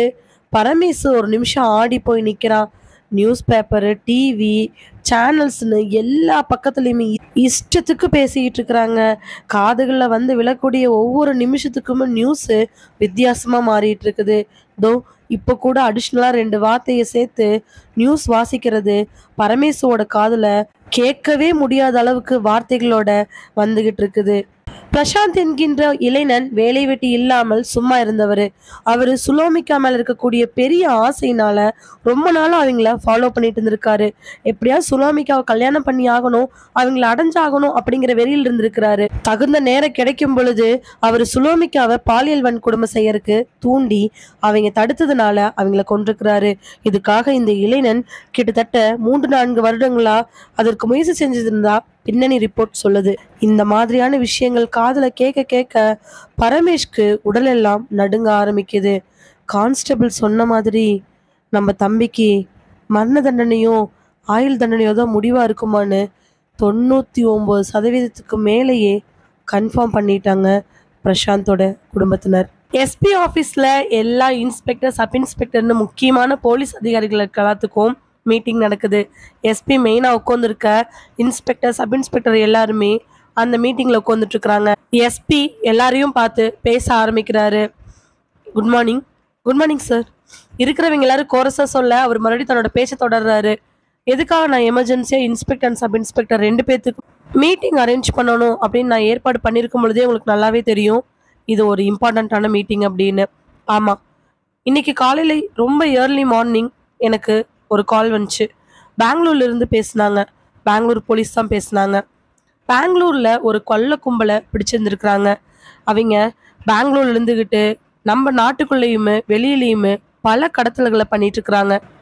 பெங்களூர்ல இருந்து வேற ஸ்டேட்டுக்கு போற வழியில் அந்த லாரியை மடக்கி பிடிச்சிருக்காங்க. சந்தன மரம் செம்மரம்னு சொல்லிட்டு நிறைய இருக்க அதுக்குள்ள யானைகளோட தந்தங்கள் இருந்திருக்கு. நாம கூட ஒரு 4 monthsக்கு முன்னாடி சத்தியமங்கலத்தை தாண்டி இருக்கக்கூடிய பண்ணாரி கோயில்ல இருந்து மேல மலைப்பகுதிக்கு போற இடத்துல ஒரு லாரியை பிடிச்சோம். அங்கிருந்து மூட்டை மூட்டையா நம்ம கஞ்சாக்களை பிடிச்சிருக்கிறோம். அதுக்கு இன்னும் தீர்வு கிடைக்கிற மாதிரி தெரியல. இப்படி இருக்கக்கூடிய சூழ்நிலையில பெங்களூர்ல இருந்து வந்த போலீஸ் அந்த சைட்ல எல்லாத்துலயுமே கடத்தல்கள் அதிகமா போயிட்டு இருக்குதாமா. முக்கியமா அங்கிருந்து தமிழ்நாடு, ஆந்திரா, கேரளான்னு நம்ம உள்நாட்டுக்குள்ளேயுமே எல்லா பக்கத்துலயும் போயிட்டு இருக்கதா இன்ஃபர்மேஷன் வந்திருக்கு. இதனால நம்ம ஏரியாவில் ரொம்ப ஸ்ட்ரிக்டாக இருக்கணும். பஸ் ஸ்டாப்ல இருந்து முக்கியமான இடங்கள், ஏர்போர்ட், ரயில்வே ஸ்டேஷன்னு எல்லா இடங்கள்லையும் ஸ்ட்ரிக்டாக இது பண்ணுங்கள். எல்லாத்தையும் செக் பண்ணி அனுப்புங்க. முக்கியமாக மெயினான செக் போஸ்ட்டு ஃபாரஸ்ட் சைடு போகக்கூடியது, ஒரு ஊரை விட்டு இன்னொரு ஊருக்கு போகிறது, டிஸ்ட்ரிக்ட் விட்டு டிஸ்ட்ரிக்ட் மாறுது, இங்கெல்லாம் எக்ஸ்ட்ரா நீங்கள் ஒரு கெடுபிடி போட்டு எல்லாத்தையும் செக் பண்ண ஆரம்பிங்க.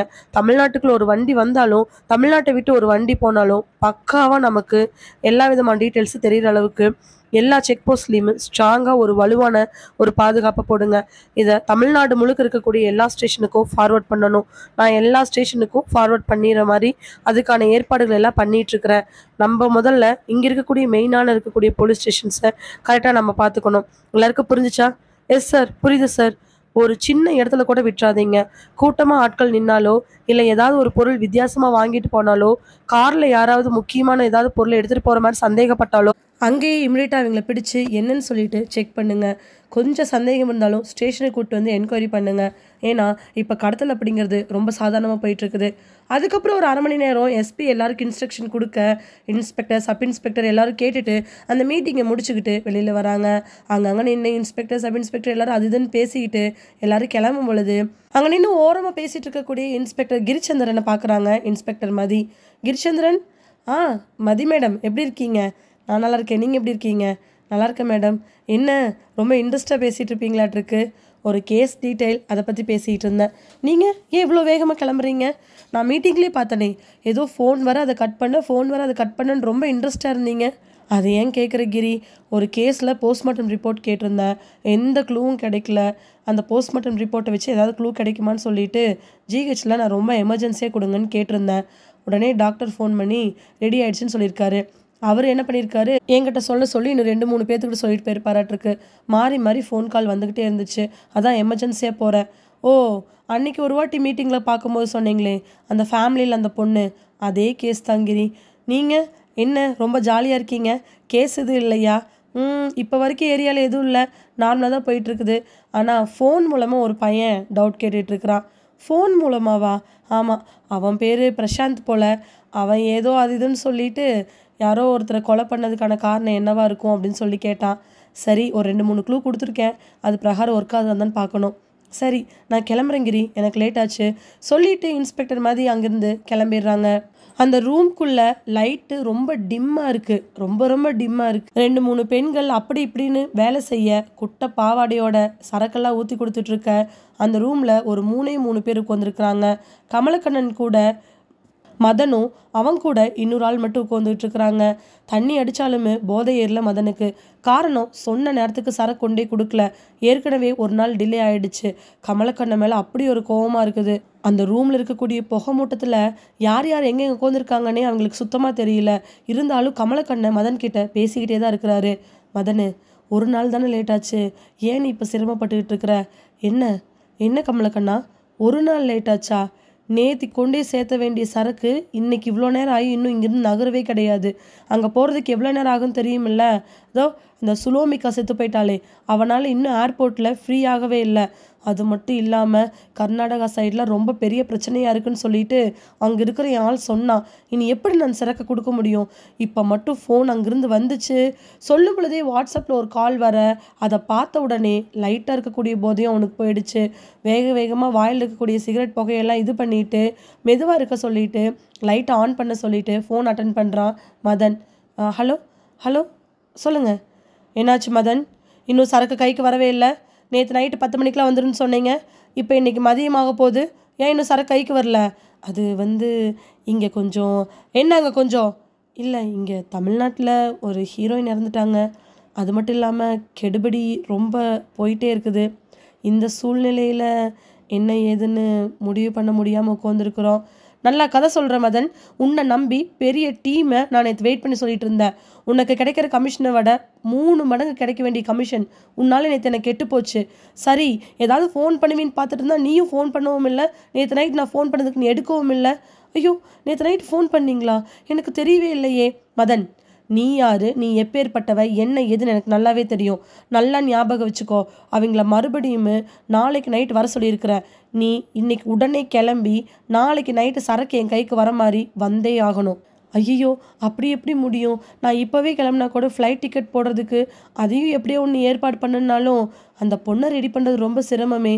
அந்த பொண்ணுகிட்டையுமே அந்த பையன்கிட்டையும் தான் ஃபுல் சரக்கில் முக்கால்வாசி கொடுத்து வச்சுருந்தேன். மதன், நான் நீ சொல்கிற கேட்குற இடத்துல இல்லை, நான் சொல்கிற இடத்துல இருக்கேன். அதனால் நான் சொல்கிறத நீ கேட்டு தான் ஆகணும். நாளைக்கு நைட்டு 8 மணி அப்படிங்கும் பொழுது எப்போவுமே நீ என்னை மீட் பண்ணுற ஹோட்டலில் எனக்கு சரக்கு நீ கம்ப்ளீட்டாக கொடுக்கணும். அந்த 2.25 கோடி ரூபா சரக்கில் ஒரு 10 பீஸாக குறைஞ்சா கூட நீ இருக்க மாட்டேன். நல்லா ஞாபகம் வச்சுக்கோ. அந்த பிளான் என்ன ஏதுங்கிறது ஆல்ரெடி உங்கள்கிட்ட எக்ஸ்பிளைன் பண்ணியிருக்கிறேன். ஒரு வேளை இது ஏதாவது பிசுறு தட்டுச்சு, அதுக்கப்புறம் மதனோட ஆணிவேர் முதற்கொண்டு தெரிஞ்சிருவேன். சொல்லிட்டு ஃபோனை வச்சதுக்கப்புறமா எந்திரிச்ச மதன் ஒரு பாட்டிலை எடுத்து செவுத்தில் தூக்கி போட்டு பயங்கரமாக கத்த ஆரம்பிக்கிறான். கமலக்கண்ணனுக்கும் கூட உட்காந்துருக்கிறவருக்கும் நடுக்க ஆரம்பிச்சிருச்சு. பார்த்தையா, என்னாச்சுன்னு பார்த்தே இல்லை? மதனு, நான் என்ன பண்ண முடியும்? நீ எக்காரணத்தை கொண்டு மாட்டிக்க கூடாதுங்கிறதுக்காக தான் நான் உங்கள்கிட்ட எதுவும் பேசாத கமலக்கண்ணா. அவர் என்னை எப்படியாவது நாளைக்கு வர சொல்கிறாரு. நான் இன்னைக்கு நைட்டு ஃப்ளைட் ஏறினா மட்டும்தான் நாளைக்கு கொண்டு போய் சரக்கை கொடுக்க முடியும். அதனால எனக்கு மேக்ஸிமம் இன்றைக்கி ஈவினிங் 4 மணிலிருந்து நாளைக்கு காலையில் 5 மணிக்குள்ளே ஒரு ஃப்ளைட்டை புக் பண்ணு. அந்த ஆஃபீஸர்கிட்ட நீ என்ன பேசுவ, எத்தனை ரூபா கொடுப்பேன்னு எனக்கு எந்த கவலையும் கிடையாது. பணத்தை கூட நான் பார்த்துக்கிறேன். எவ்வளோ செலவானாலும் அந்த பணத்தை நான் கொடுக்குறேன். ஆனால் நாளைக்கு நான் ஏர்போர்ட்டில் அங்கே போயே ஆகணும். ஏரோப்ளைன் எனக்கு தேவைப்படுது. எனக்கு ஃப்ளைட் டிக்கெட் புக் பண்ணியே ஆகணும். நீ இல்லை, அவ்வளோதான். வண்டியில் போகிறதா இருந்தால் நான் வண்டி எடுத்துகிட்டு போயிடுவேன். ஆனால் அப்படி வண்டியில் போக முடியாது. இது ஒன்றும் டிஸ்ட்ரிக்ட் விட்டு டிஸ்ட்ரிக்கோ இல்லை ஸ்டேட் விட்டு ஸ்டேட்டோ கிடையாது. நாடு விட்டு நாடு போகிற விஷயம். நல்லா கேட்டு கமலக்கண்ணன், நான் எந்தவித பிரச்சனையும் இல்லாமல் நாளைக்கு காலையில் 5 மணிக்குள்ளே ஏதோ ஒரு ஃப்ளைட்டு ஏறியே ஆகணும். என் கூட அந்த 2 பேரும் வருவாங்க. அவங்கள நான் எப்படியாவது ஏற்பாடு பண்ணிக்கிறேன். நான் ஃபோன் பண்ணும் பொழுது நீ ஃப்ளைட் டிக்கெட் புக்குடு, எந்த பிரச்சனை இல்லைன்னு சொல்லணும். இல்லைன்னா அவ்வளோதான், நீ இருக்க மாட்டேன் சொல்லிட்டு அவன் அங்கேருந்து போக கமலக்கண்ணனுக்கு வயிறெல்லாம் பெரட்ட ஆரம்பிக்குது. நடக்கக்கூடிய விஷயங்களில் இவன் ஏர்போர்ட்டுக்கு பக்கத்தில் போனால் மட்டும் கிடையாது, ஏர்போர்ட் போகிற வழியிலேயே மாட்டிக்குவான். ஏன்னா நியூஸ் எல்லாம் ரொம்ப ஹாட் டாப்பிக்காக போயிட்டுருக்குது. சுலோமிக்காவை பார்க்கறதுக்காக பெரிய பெரிய பிரபலங்கள் அந்தந்த ஸ்டேட்லேருந்து கூட வர ஆரம்பிச்சிட்டாங்க. இந்த நேரத்தில் எல்லா இடத்துலையும் கெடுபடியாக இருக்கும் பொழுது இவன் எப்படி போவான்? இந்த விஷயம் மட்டும்தானே அவங்களுக்கு தெரியும். ஆனால் நியூஸ் இன்னொன்று போட அதை பார்த்த கமலக்கண்ணனுக்கு இன்னும் பயப்பட ஆரம்பிச்சிருச்சு. கொள்ளை கடத்தல் கும்பல்களை கண்டுபிடிப்பதற்காக எல்லா பகுதிகளிலும் கெடுபிடியான பாதுகாப்பு போடப்பட்டிருக்குது அப்படிங்கிற நியூஸ் வெளியில் வர, அதனால் கமலக்கண்ணனுக்கு இன்னும் பயம் அதிகம். போலீஸ் இந்த விஷயத்தை எவ்வளோ சீக்ரெட்டாக வச்சுக்கலானாலும் பத்திரிக்கைக்காரங்க அப்படி இப்படின்னு கண்டுபிடிச்சு அதை நியூஸில் பரப்ப ஆரம்பிக்கிறாங்க. சுலோமிக்கா டாபிக் ஒரு பக்கம் ஓட, கள்ளக்கடத்தல் கும்பல்காரங்களோட டாப்பிக்கு ஒரு பக்கம் ரொம்ப ஃபாஸ்ட்டாக போயிட்டு இருக்குது. அந்த ஜீப்லேருந்து இறங்கி பிரசாந்தை ரொம்ப வேகமாக உள்ளே கூட்டிகிட்டு போகிறாங்க. பத்திரிக்கைக்காரங்க எல்லாருமே என்னென்னமோ கேள்விகள் கேட்க ஆரம்பிக்க பிரசாந்தோட முகம் மறைச்சிக்கிட்டு கோர்ட்டுக்குள்ளே கூட்டிகிட்டு போகிறாங்க. இன்ஸ்பெக்டர் போஸ்ட்மார்ட்டம் ரிப்போர்ட் அது இதுன்னு எல்லாத்தையும் சப்மிட் பண்ணி பக்காவாக பிரசாந்துக்கு ஆப்போசிட்டில் எல்லா விதமான டாக்குமெண்ட்டையும் வச்சுருக்கிறாங்க. பிரசாந்த் சைடு வாதாடுறதுக்கு ஒரு வக்கீல் இருக்க அவருக்குமே எந்த பாயிண்ட்டும் கிடையாது. கவர்மெண்ட்டாக கொடுத்த வக்கீலுக்கு பாயிண்ட் கிடைக்காததுனால ஆப்போசிட்டில் சுலோமிகா சைடு வாதாடினவர் எல்லா விதமான சாட்சிகளையும் சப்மிட் பண்ணுறாரு. எத்தனை மணிக்கு அவன் உள்ளே போனானோ அதுக்கான சிசிடிவி, அவள் இறந்ததுக்கான நேரம், அவளை அடித்ததுக்கான தடயங்கள்ல அவனுடைய கைரேகை, 2-3 பொருட்கள் சுலோமிகாவோட ரூமில் இருந்து அது கண்டிப்பாக பிரசாந்த் தான் அப்படிங்கிற மாதிரியான விஷயங்கள் எல்லாமே சாட்சிகள் எல்லாம் அப்படியே பக்காவாக ரெடி பண்ணி பிரசாந்த் தான் பண்ணுனா அப்படின்னு 100% கோர்ட்டில் சப்மிட் பண்ணப்படுறாங்க. யாராவது இதுக்கு மேலே ஏதாவது பேசணுமா? ஜட்ஜ் அப்படி கேட்ட உடனே எல்லாருடைய பார்வையும் பிரசாந்த் மேலேயே போகுது. உங்களுக்கு ஏதாவது இருக்குதா? ஐயா, நான் இதை பண்ணவே இல்லை. வேறு ஏதாவது சாட்சிகள் வச்சுருக்கீங்களா? யோசிச்சவன் இல்லை அப்படின்னு தலையாட்டுறான். அவள் அப்படி சொன்ன உடனே ஜட்ஜ் இருக்கக்கூடிய எல்லாத்தையும் பார்த்துட்டு தன்னோட ஜட்ஜ்மெண்ட்டை வாசிக்கிறதுக்காக வெயிட் பண்ணுறாரு. எல்லாரும் ரொம்ப ஆவலாக காத்துக்கிட்டு இருக்கிறாங்க. இதில் சுலோமிகாவோட ரசிகர்கள் பிரசாந்துக்கு எதிரான வாக்கியங்கள் மூலமாகவும் பிரசாந்தோட அம்மா அப்பா அண்ணனை அடிக்கிறதுக்கு ரெடியாகவும் இருக்க ரொம்ப கம்மியான பேர் மட்டும்தான் அவங்களுக்கு சப்போர்ட்டாக நிற்கிறாங்க. எப்படிங்க ஒரு சின்ன பையன் பண்ணியிருக்க முடியும்? அவன் போன டைமிங்கும் அந்த அம்மா எந்த டைமிங்கும் பப்ளிக் காட்ட சொல்லுங்கள், நியூஸில் போட சொல்லுங்கள், பேனா எழுதிக்கிட்டு வராங்களே அவங்களெல்லாம் கேட்க சொல்லுங்கன்னு பிரசாந்துக்கும் ஏதோ கொஞ்சம் நெஞ்சம் சப்போர்ட் இருக்குது. பிரசாந்தோட அம்மா அப்பா அண்ணன் எல்லாரும் கோர்ட்டில் ரொம்ப ஆவலாக ஜட்ஜ்மெண்ட்டுக்காக வெயிட் பண்ணிகிட்ருக்குறாங்க. வெயிட் பண்ணுறது வேஸ்ட்னு அவங்களுக்கு நல்லாவே தெரியும். ஏன்னா சுலோமிகாவை கொன்னது பிரசாந்த் தான்னு 100% பொய்யான சாட்சிகள் மூலமாக நிரூபிக்கப்பட்டது. ஜட்ஜ் இந்த வாசிப்பை வாசிக்க ஆரம்பிக்கிறாரு. நடந்த சம்பவங்களுக்கான காரணத்துக்கும் எல்லா சாட்சிகளும் பிரசாந்துக்கு எதிராகவே சமர்ப்பிக்கப்பட்டுள்ளது. சுலோமிகாவோட அறைக்கு பிரசாந்த் போனதுக்கான சிசிடிவி கேமராக்கள், அங்கே போய் சுலோமிகாட்ட பேசினதுக்கான ஆதாரங்கள், சுலோமிகாவை பார்க்கறதுக்காக பிரசாந்த் தன் நண்பன் குமார் மூலமாகவும் அவங்க மாமா மூலமாகவும் ரொம்ப நாளாக முயற்சி செஞ்சுட்டு இருந்ததுமே, அதுக்கு சுலோமிகாவோட பிஏ மூலமாக பர்மிஷன் கேட்டுட்டு போனதும் அந்த நேரத்தில் யாருமே இல்லாததுக்கு எல்லாத்துக்கும் தக்க சாட்சிகள் இருக்குது. அதே மாதிரி சுலோமிகாவை தாக்குனதுக்கும் பாலியல் ரீதியான சீண்டல்களுக்கும் சுலோமிகாவோட உடம்புகளில் நிறைய அடையாளங்கள் இருக்குது. அந்த அடையாளங்களில் பிரசாந்தினுடைய கைரேகைகளும் பதிக்கப்பட்டிருந்திருக்குது. அது மட்டும் இல்லாமல் சுலோமிகாவோட ரூமில் 2-3 இடங்களில் சுலோமிகாவை கூடவே சேர்ந்து பிரசாந்தினுடைய கைரேகைகளும் இருக்கவே ரொம்ப நேரமாக அவங்க 2 பேர்த்துக்கும் பிரச்சனை நடந்ததுக்கான அடையாளங்கள்னு இதை நாம் எடுத்துக்கலாம். பிரசாந்த் சைடில் எந்த விதமான வாதங்களும் வைக்கவும் படலை. ஒருவேளை அப்படி வைத்திருந்தாலும் அதுக்கான சாட்சிகளும் இது வரைக்கும் கிடைக்கவே இல்லை. சுலோமிகாவோட மரணத்தில் பிரசாந்த் தான் கொலையாளி அப்படிங்கிறதுக்கான சாட்சிகளும் அதுக்கான ஆதாரங்களும் போஸ்ட்மார்ட்டம் ரிப்போர்ட்டும் உண்மையை கூறுது. இதை வச்சு பார்க்கும் பொழுது பிரசாந்த் தான் சுலோமிகாவை கொன்னார் அப்படிங்கிற காரணத்தினாலேயுமே சுலோமிகா இந்த சமூகத்தின் முக்கியமான ஆள், அப்பேற்பட்டவளை பாலியல் சீண்டல் பண்ணி மரணத்துக்கு உட்படுத்தியதுனால பிரசாந்துக்கு கடுமையான தண்டனைகள் விதிக்க வேணும் அப்படிங்கிறதும் அவங்க தரப்பு வாதம். இதெல்லாத்தையும் வச்சு பார்க்கும் பொழுது பிரசாந்துக்கு கடுமையான தண்டனை கொடுக்கறதா நியாயம்னு தோணுது. அது பிரகாரம் சுலோமிகா என்ற நடிகையை கொன்றதற்காகவும் அவரை பாலியல் ரீதியாக சீண்டல் செய்ததற்காகவும் பிரசாந்த் என்பவருக்கு வாழும் வரை ஜெயில் தண்டனை என்று தீர்ப்பளித்து இக்கோர்ட் முடிவு செய்கிறது. ஜட்ஜ்மெண்ட் வாசித்த உடனே பிரசாந்துக்கு நெஞ்செல்லாம் அடைச்சி போயிடுச்சு. இதை கேட்ட பிரசாந்தோட அம்மா மயக்கமே போட்டு விழுந்துட்டாங்க. ஒரு நிமிஷம் பரமேஷோட கைகால் உதற என்ன பண்ணுறதுன்னு தெரியாமல் கோர்ட்டில் நிற்க சுலோமிகாவை சப்போர்ட் பண்ணுறவங்கெல்லாம் அப்படியே கரகோஷத்தோட குதிக்க ஆரம்பிக்கிறாங்க. இவனுக்கு சப்போர்ட் பண்ணுற 2-3 பேர் அந்த கூட்டத்தில் மறைஞ்சே போயிடுறாங்க. பிரசாந்துக்கு வாழ்நாள் முழுவதும் ஜெயிலில் தண்டனை அப்படிங்கிறது நியாயம்தானாங்கிற கேள்வியாக இருக்கக்கூடிய மக்கள் மட்டும் பிரசாந்தை ஒரு அப்பாவி பார்வை பார்க்குறாங்க. நியூஸில் ரொம்ப ஹாட்டாக வாசிக்க இதை கொண்டாடுற கூட்டம் கொண்டாட, வருத்தப்படுற கூட்டம் வருத்தப்பட, நடைப்பிணமாக எதுவுமே செய்யாமல் பிரசாந்த் அந்த கூட்டில் நின்றுட்டுருக்கிறான். சுலோமிகா மேலே இருக்கக்கூடிய ஒரு ஈர்ப்பு பாசம், அவங்களோட நடிப்பு மேலே இருக்கக்கூடிய ஒரு இதனால அவங்கள பார்க்க போனது இவ்வளோ பெரிய தப்பான்னு அவன் கண்ணெல்லாம் கலங்கி அப்படியே நின்றுட்டுருக்கிறான். குமாருக்கு கூட நெஞ்செல்லாம் ஒரு மாதிரி படபடப்பாகுது.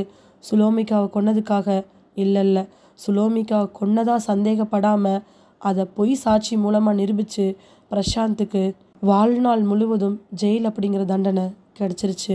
ஹாஸ்பிட்டலில் அம்மா அப்பா 2 பேர்த்தையும் விட்டுட்டு, அப்பா நான் வீடு வரைக்கும் போயிட்டு வந்துடுறேன், அம்மாவுக்கு கட்டிக்கிறதுக்கு சேலையெல்லாம் இல்லை, நட பிணமா உட்காந்துட்டு இருக்கக்கூடிய அவங்க அப்பா தலையை கூட ஆட்டாமல் இருக்கிறாரு.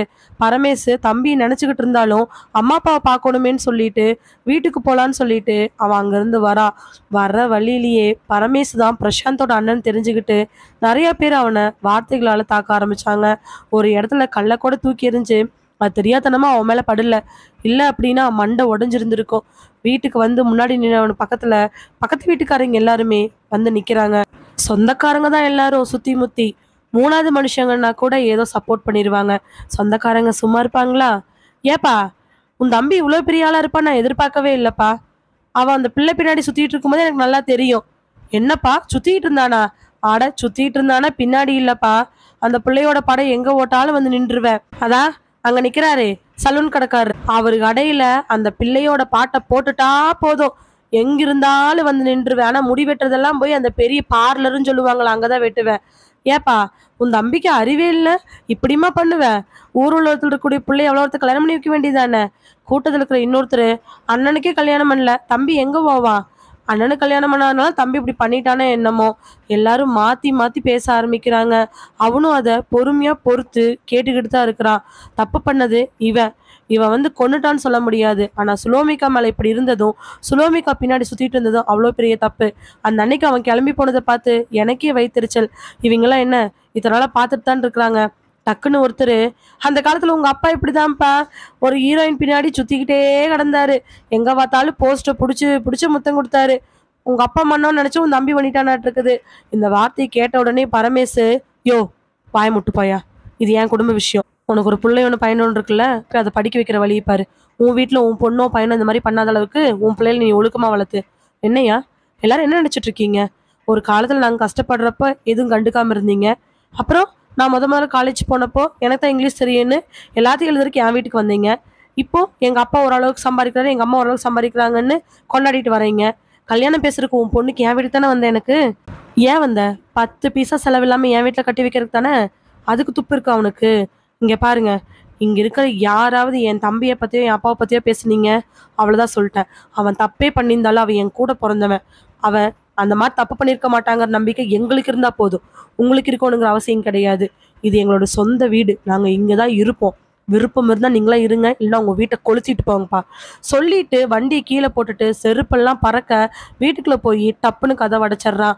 இருக்கிறவங்க எல்லாம் ஒருத்தர் ஒருத்தர் பார்த்துக்கிட்டு அதுக்கப்புறம் 2 3 பேர் புறணி பேசிட்டு அங்கிருந்து போயிடுறாங்க. நைட்டு ஒரு 7 மணி இருக்கும். கமலக்கண்ணனுக்கு ஃபோன் பண்ணி ரொம்ப டார்ச்சர் பண்ண கமலக்கண்ணன் வேக வேகமா அந்த வீட்டுக்கு வராரு. மதன் எல்லாத்தையும் பேக் பண்ணி ரெடியா இருக்க, ஹாலில் அந்த பொண்ணும் பையனும் உட்காந்துக்கிட்டு இருக்கிறாங்க. உள்ள வந்த கமலக்கண்ணன் 2 பேத்தையும் பார்த்து, "ஹ், 2 அப்பாவி சிக்கிக்கிச்சுன்னு கிழிச்சு கிழிச்சு உள்ள வைக்கிறான்டா." கோவப்பட்டுக்கிட்டே நினைச்சுக்கிட்டு மேலே போனவன் மதனோட ரூமுக்கு போறாரு. மதன் ரூம்ல எல்லாத்தையும் பேக் பண்ணி வச்சுக்கிட்டு வாட்சை கட்டிட்டு இருக்க. மதனு, சொன்ன நீ கேட்க மாட்டியா? இங்க பாரு, நீ சொன்ன எல்லாத்தையுமே நான் ஃபோன்ல கேட்டேன். அதை இன்னொருக்கா கேட்கணுங்கிற அவசியம் எனக்கு கிடையாது. நான் உன்னை ஃப்ளைட் டிக்கெட் மட்டும்தான் எடுத்துட்டு வர சொன்னேன். டிக்கெட்டை கொடு. ஏய் மதனு, நீ ஏரோப்ளைன் போய் ஏறி ஃபாரின் போகிறதுக்கு முன்னாடி ஏர்போர்ட்டையே நெருங்க முடியாது. செக் போஸ்ட்டு செம்ம ஸ்ட்ராங்காக இருக்குது. தோ உன் வீட்டிலேருந்து 12 கிலோமீட்டர் போகிறதுக்கப்புறம் ஒரு செக் போஸ்ட்டில் நின்றுட்டுருக்கானுங்க 30 போலீஸு. அது மெயினான செக் போஸ்ட் அப்படிங்கிறதுனால நீ ஏன் சொன்னால் கேட்கவே மாட்டேங்கிற? இங்கே பாரு, அவர்கிட்ட எப்படியாவது பேசி இந்த பிரச்சனையெல்லாம் அடங்குற வரைக்கும் கொஞ்சம் பொறுமையாக இருக்க சொல்லு. ஏற்கனவே கள்ளக்கடத்தல் கும்பல் அதிகமானதுனால தான் செக் போஸ்ட் ரொம்ப ஸ்ட்ராங் ஆக்கியிருக்காங்க. இப்போ நாம் போகிறது சரியில்லைப்பா. இங்கே பாரு, இதெல்லாம் உனக்கு தேவையில்லாத வேலை. நான் ஆட்களை பக்காவாக ரெடி பண்ணிட்டு இருந்தேன். எங்கிட்ட இருந்த கால்வாசி சரக்கும் அவனுக்குள்ளே தான் இருக்குது. நான் 2 பேத்தையுமே எப்படியாவது கூட்டிகிட்டு போயிடுவேன். எனக்கு கொண்டு போய் அவர்கிட்ட இந்த சரக்கை கொடுத்தாகணும். இல்லைன்னா இருந்தாலும் என்னை உண்டுலேன்னு பண்ணிடுவான். நம்ம தமிழ்நாட்டில் தான் இப்போ பிரச்சனை, உலகம் முழுக்க பிரச்சனை கிடையாது. கமலக்கண்ணன் எவ்வளோ சொல்லியும் மதன் கேட்கவே இல்லை. சரக்கை எப்படியாவது கொண்டு போகணுன்னு இவ்வளோ ரெஸ்ட்ரிக்ஷன்லேயுமே அந்த 2 பேர்த்தோட உடம்புல சரக்கை வச்சு தைச்சு அவர் அங்கே கூட்டிகிட்டு போகிறக்காக ரெடியாக இருக்கிறான். அதுக்கு மேலே கமலக்கண்ணன் சொல்லி எந்த பிரயோஜனம் தெரிஞ்சதுக்கப்புறமா எடுத்துகிட்டு வந்த ஃப்ளைட் டிக்கெட்டை தயக்கத்தோட நீட்ட அதை டக்குன்னு பிடுங்குறான் மதன். பெட்டிக்குள்ளே வச்சுக்கிட்டு பெட்டி எடுத்துக்கிட்டு கீழே இறங்க, அவனுக்கு கீ போட்ட பொம்மை மாதிரி அவங்க 2 பேரும் அவன் பின்னாடியே போகிறாங்க. காரில் ஏறி கார் ஏர்போர்ட்டை நோக்கி போக ஆரம்பிக்குது. டிரைவர்கிட்ட ஆல்ரெடி இன்ஸ்ட்ரக்ஷன். போலீஸ் நிற்க வச்சாங்கனாலும் போலீஸ் கேட்குற கேள்விக்கு நான் தான் பதில் சொல்லுவேன், நீ எதுவும் சொல்லக்கூடாது. பின்னாடி இருக்கிறவங்க யார் என்னன்னு கேட்டால் ஒன்று என் தங்கச்சி, ஒன்று என் தம்பின்னு சொல்லணும். நாங்கள் 3 பேரும் ஃபாரினில் அம்மா ட்ரீட்மெண்ட் எடுத்துகிட்டு இருக்கிறதாவும் அவங்கள பார்க்கறதுக்காக போகிறதாவும் சொல்லியிருக்கிறேன். அதுக்கான பக்காவான டாக்குமெண்ட்ஸ் எங்கிட்ட இருக்குது. அம்மாவோட மெடிக்கல் சர்டிஃபிகேட்னு ஒரு பொய்யான சர்டிஃபிகேட் நான் ரெடி பண்ணி வச்சுருக்கேன். என்னால என்னென்ன பண்ண முடியுமோ எல்லாத்தையும் நான் ரெடி பண்ணி வச்சிருக்கேன். கேள்விகளுக்கு நான் மட்டும் தான் பதில் சொல்லுவேன். நீ எதுவும் பதில் சொல்லக்கூடாது. உன்ன பத்தி கேட்டா மட்டும் தான் நீ சொல்லணும்." சரின்னு மண்டையாட்டின டிரைவர் வண்டி எடுக்க ஆரம்பிக்கிறாரு. சொன்ன மாரியே 12வது கிலோமீட்டர்ல பயங்கரமான போலீஸ் பாதுகாப்போட நின்னுட்டு இருக்குது அந்த செக் போஸ்ட். செக் போஸ்ட்டுக்கு பக்கத்துல போக போக உள்ள இருக்கிற 2 பேர்த்துக்குமே மதனோட டிரைவருக்கும் பயம் நல்லா வர ஆரம்பிச்சிருச்சு. உள்ள இருக்கிற அந்த ஆளு, "சார், பயமா இருக்குது சார். எனக்கு ஒரே நடுக்கமா இருக்கு சார். திரும்பின மதன், அரைஞ்சனா செத்து போயிருவேன். என்ன நினைச்சிட்டு இருக்க? பயப்படக்கூடாதுங்கிறதுக்காக தானே சொல்லி கூட்டிட்டு வந்தேன். நீ பயந்து காட்டி கொடுத்து எங்கேயாவது போலீஸ் நம்மளை பிடிச்சிருச்சு, அதுக்கப்புறம் நீ இல்ல, உன் குடும்பத்துல இருக்கிற யாருமே உயிரோடு இருக்க மாட்டாங்க. காசு சொல்லையா வாங்கினல்ல, ஏதோ தேவைப்படுது அப்படின்னு. அப்புறம் என்ன, மரியாதையா சரக்க எடுக்கிற வரைக்கும் அமைதியா இருக்கணுமாமா." சொல்லிட்டு திரும்பிக்கவே வண்டி அந்த செக் போஸ்ட் பக்கத்துல போகுது. போலீஸு வண்டியை நிறுத்தி செக் பண்ண ஆரம்பிக்கிறாங்க. மதன் ஓரளவுக்கு பிரபலமானவர் தான். அங்கிருந்து 2-3 போலீஸ்ல மதனுக்கு தெரிய, மதன் அவரை பார்த்து சல்யூட் அடிக்க, மறுபடி டிக்கி ஓப்பன் பண்ண, உள்ள ஓப்பன் பண்ண, யாரு என்னன்னு கேட்க, மெடிக்கல் சர்டிஃபிகேட் எல்லாத்தையும் காமிக்க, அதுக்கப்புறமா போலீஸ் அவங்கள 1/4 மணி நேரம் செக் பண்ணிட்டு அலோவ் பண்ணிடுறாங்க. மதனுக்கு இப்பதான் பெருமூச்சு வருது. கார் அங்கிருந்து 2 கிலோமீட்டர் தள்ளி வந்ததுக்கு அப்புறம் மதனுக்கு ரொம்ப ரிலீஃபா இருக்கு. செக் போஸ்ட் நின்றுட்டு இருக்கிற மதனுக்கு தெரிஞ்ச 2-3 போலீஸ்காரங்களும், "தெரியுமில்ல, தெரியும் தெரியும். ஆனா உள்ள இருக்கிறது தம்பி தங்கச்சிங்கிறாரு. அவருக்கு தான் தம்பி தங்கச்சியே கிடையாதே. பெரியம்மா பையன், சித்தப்பா பையனா யாராவது தான் இருக்கலாம். ஆனா அந்த ஆளுக்கு அம்மாவுமே இல்லையே. அம்மா அப்பா 2 பேருமே இல்லாம தான் இருந்தாரு." போலீஸ்களுக்கு சந்தேகம் வந்தாலும் நமக்கு என்ன அப்படின்னு அந்த டாபிக்கை அதோட விட்டுறாங்க. ஆனா ஒரு 7 கிலோமீட்டருக்கு அப்புறமா மதனே எதிர்பார்க்காத அளவுக்கு ஒரு செக் போஸ்ட். அங்க கம்மியான போலீஸ் தான் நிக்கிறாங்க. ஒரு 4-5 பேர் இருந்திருப்பாங்க. அந்த செக் போஸ்ட்ல ஏற்கனவே 2-3 வண்டிகள் செக் பண்ணிட்டு இருக்க மதனோட காரு மெல்ல அங்க போய் நிக்குது. இங்க என்ன புதுசா போட்டிருக்கிறானுங்க சார், கெடுபிடியா பிடிக்கிறாங்கன்ட்டு இப்போ கொஞ்சம் கொஞ்சம் தூரத்துக்கு புதுசா டெம்பரவரியா போட்டிருக்கிறாங்க சார். ச்சே, இது இந்த கமலக்கண்ணை சொல்லவே இல்லை பாரேன். இல்லை சார், இன்னைக்கு காலையில இருந்தா போட்டிருப்பாங்களாட்டிருக்கு சார். அந்த கமலக்கண்ணன் இன்னைக்கு காலையில் தானே இந்த வழியா வந்திருப்பான், சொல்லாம விட்டான் பாரு. மெல்ல மெல்ல வண்டி பக்கத்துல போயிட்டே இருக்க மதன் ஏற்கனவே ஒரு செக் போஸ்ட்டுக்கு தயாராகி வந்ததுனால பதட்டம் இல்லை.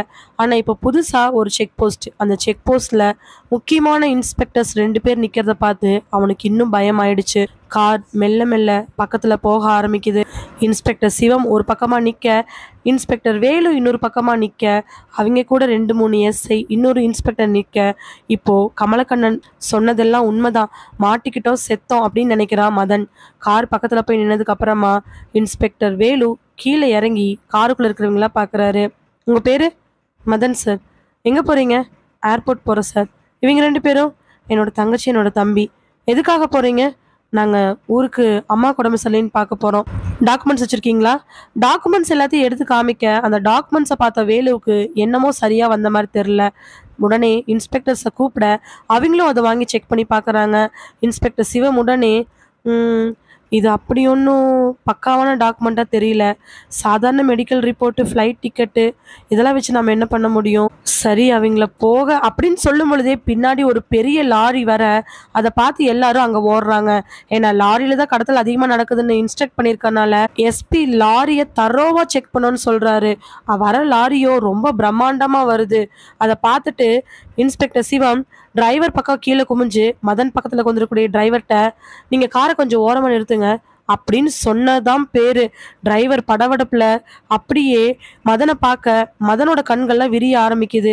இது ஏதோ சரிப்பட்டு வர மாதிரி தெரியலையே அப்படின்னு யோசிச்சுட்டு இருக்கிற நேரம் லாரி பக்கத்துல வந்துருச்சு. "ஒரு நிமிஷம், நீங்க காரை கொஞ்சம் ஓரமா நிறுத்துங்க, நாங்க உங்ககிட்ட கொஞ்சம் பேசணும்" சொல்லிட்டு சிவம் ஒரு எட்டு வச்ச உடனே அதுக்கு முன்னாடியே போயிட்டு இருக்கக்கூடிய இன்ஸ்பெக்டர், சப் இன்ஸ்பெக்டர் எல்லாம் லாரிக்கு முன்னாடி போக இவரும் அங்க போக முயற்சி செய்யற அதே நேரத்துல வண்டி மதனோட இன்ஸ்ட்ரக்ஷன் பிரகாரம் அந்த டோல்கேட்ல இருந்து தானா எடுக்கப்படுது. இதை பார்த்த இன்ஸ்பெக்டர் சிவத்துக்கு, "எதுக்காக வண்டி எடுக்கிறாங்க, நிக்க சொல்லுங்க." டோல்கேட்டோட அந்த கேட்டை குச்சியை போடுறதுக்கு முன்னாடியே வண்டி கிராஸ் பண்ணி வேகமா போகுது. இதுல ஏதோ ஒரு பெரிய விஷயம் இருக்கு. "வேலு, சொல்லுங்க சிவம், லாரியை நீங்க பாருங்க, நான் பாத்துக்கிறேன்." எஸ்ஐ ஒருத்தரை கூட்டிட்டு பக்கத்துல இருக்கிற ஜீப் எடுத்துக்கிட்டு வண்டியை துரத்த ஆரம்பிக்கிறாங்க. பின்னாடி போலீஸ் ஜீப் வருதுன்னு தெரிஞ்ச உடனே மதனோட வண்டி இன்னும் ரொம்ப ஃபாஸ்டா போக ஆரம்பிக்குது. என்னதான் இருந்தாலும் போலீஸ்க்கு எக்ஸ்பீரியன்ஸ் அதிகம் இல்லையா? மதனோட வண்டியை விட ஜீப்பும் ரொம்ப ஃபாஸ்டா போகுது. காரணம், ஓட்டுறது இன்ஸ்பெக்டர் சிவம். போஸ்ட்மார்ட்டம் ரிப்போர்ட்டை வாங்கிட்டு வந்து தன்னோட சீட்ல உட்கார்றாங்க மதி. ரிப்போர்ட்டை வாங்கும் பொழுது அங்க டாக்டர் கிடையாது. அங்க இருக்கிறவங்க மூலமா சொல்லி வாங்கிட்டு ஸ்டேஷன்ல போய் பார்த்துக்கலான்னு சொல்லிட்டு ஓப்பன் கூட பண்ணி பார்க்காம வந்தவங்க 2 3 வேலைகளை முடிச்சுட்டு சாப்பிட்டுட்டு அப்பதான் போய் சேர்ல உட்காந்து போஸ்ட்மார்ட்டம் ரிப்போர்ட்டை கையில் எடுக்கிறாங்க. எடுத்து அதை பிரித்து ஓப்பன் பண்ணி பார்த்த உடனே தான் மேலே இருக்கக்கூடிய பேர் அவங்களுக்கு சம்மந்தப்பட்ட பேர் கிடையாது. இல்லையே, நாம் ஒரு ஜென்ஸோட போஸ்ட்மார்ட்டம் ரிப்போர்ட் தானே கேட்டிருந்தோம், இதில் லேடிஸோட தான் இருக்கேன்னு சொல்லிட்டு கண் பார்வை அப்படியே மெல்ல மெல்ல படித்து பார்க்க அந்த ரிப்போர்ட்டு சுலோமிகாவோடது. ஆக்டர் சுலோமிகாவோட போஸ்ட்மார்ட்டம் ரிப்போர்ட் தவறுதலாக அவங்க கைக்கு வந்திருக்குது. என்னது, சுலோமிகாவோட போஸ்ட்மார்ட்டம் ரிப்போர்ட்டு சப்மிட் பண்ணப்பட்டு அதுக்கு தண்டனையும் வாங்கி கொடுத்துட்டாங்களே. அப்படி இருக்கும் பொழுது டாக்டர் எதுக்காக? ஒருவேளை இன்னொரு காப்பியை கீது அவர் தெரியாமல் வச்சுருந்துருக்கலாம். பேக் பண்ணும் பொழுது நம்மளுக்கு தெரியாமல் அவங்களது பேக் பண்ணியிருந்துருக்கலாம். 2 பேத்துக்கும் ஒரே இடத்துல தானே போஸ்ட்மார்ட்டம். பெரிய ஆளாக இருந்தாலுமே சாதாரண ஆளாக இருந்தாலுமே போஸ்ட்மார்ட்டம் அப்படிங்கிறது ஒரே இடத்துல தான் பண்ணுவாங்கன்னு இதுலேருந்து நல்லாவே தெரியுது.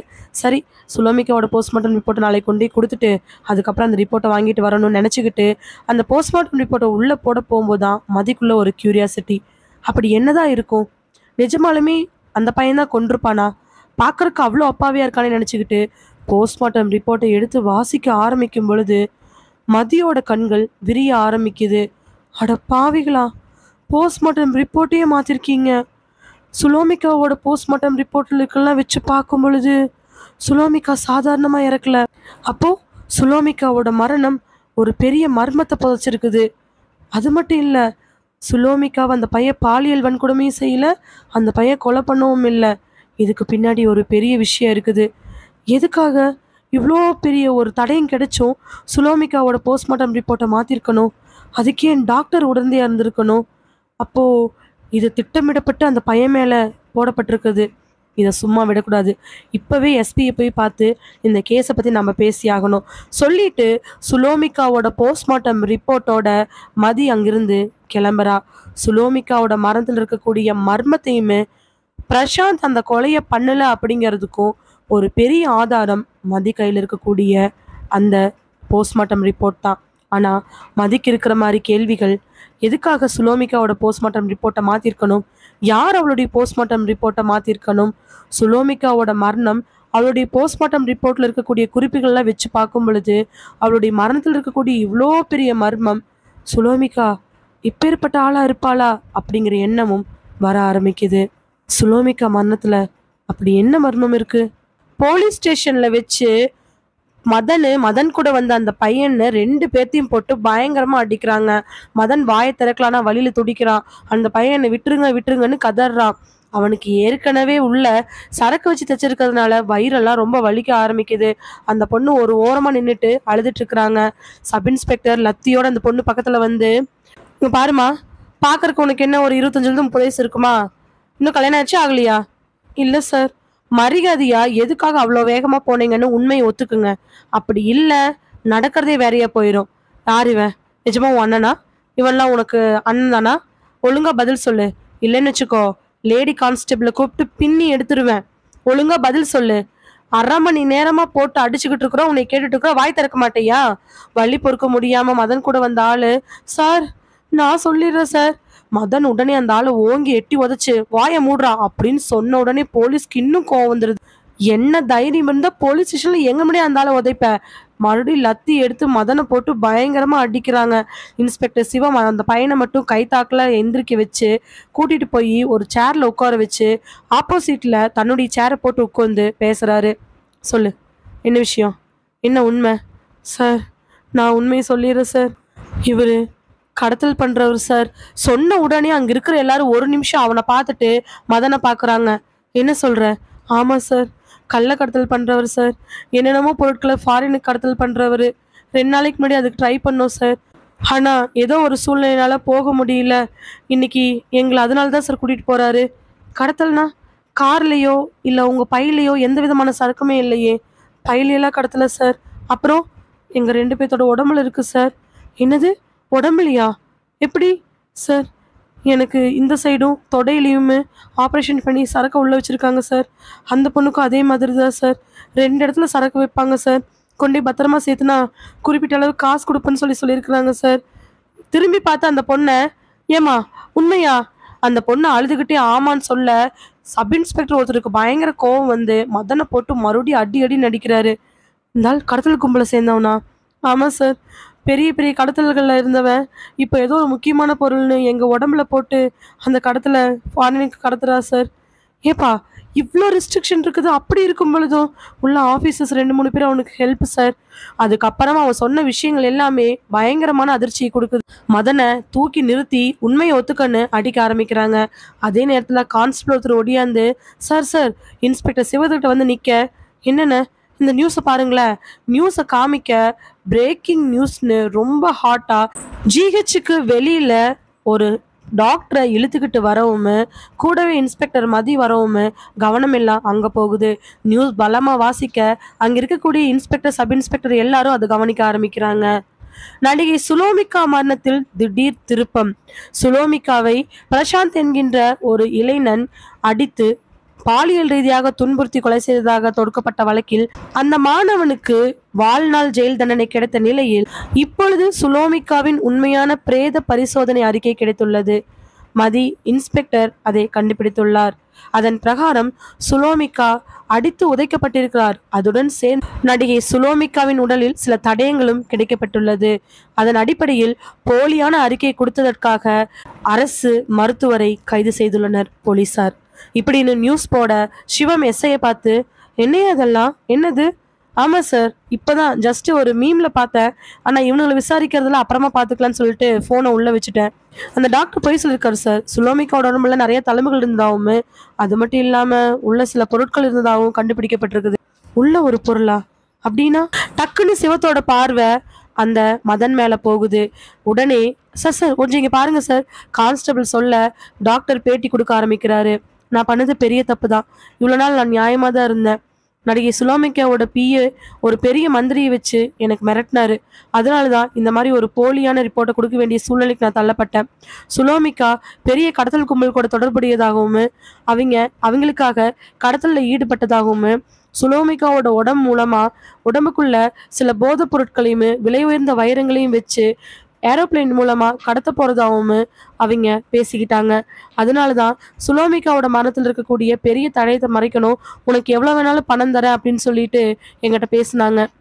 சம்மந்தப்பட்ட அந்த ஆளுமே அந்த பெரிய மந்திரியுமே சுலோமிகாவோட பியோவும் எல்லா விஷயத்தையும் என்கிட்ட சொன்னாங்க. நானும் எனக்கு பணம் கிடைக்குதுன்னு இந்த மாதிரி பண்ணிட்டேன். நான் பண்ணது தப்பு தான். சிவம் இதை கேட்ட உடனே டக்குன்னு மதனை பார்க்க, உனக்கு சுலோமிகாவை தெரியுமா? எனக்குலாம் யாரையும் தெரியாது. உனக்கு சுலோமிகாவை தெரியுமா தெரியாதா? பக்கத்துல போன இன்ஸ்பெக்டர் சிவம் சப்புன்னு ஒன்று ஓங்கி அறைய பயந்த அந்த பொண்ணு, சார் சுலோமிகாவை அவருக்கு தெரியும் சார்.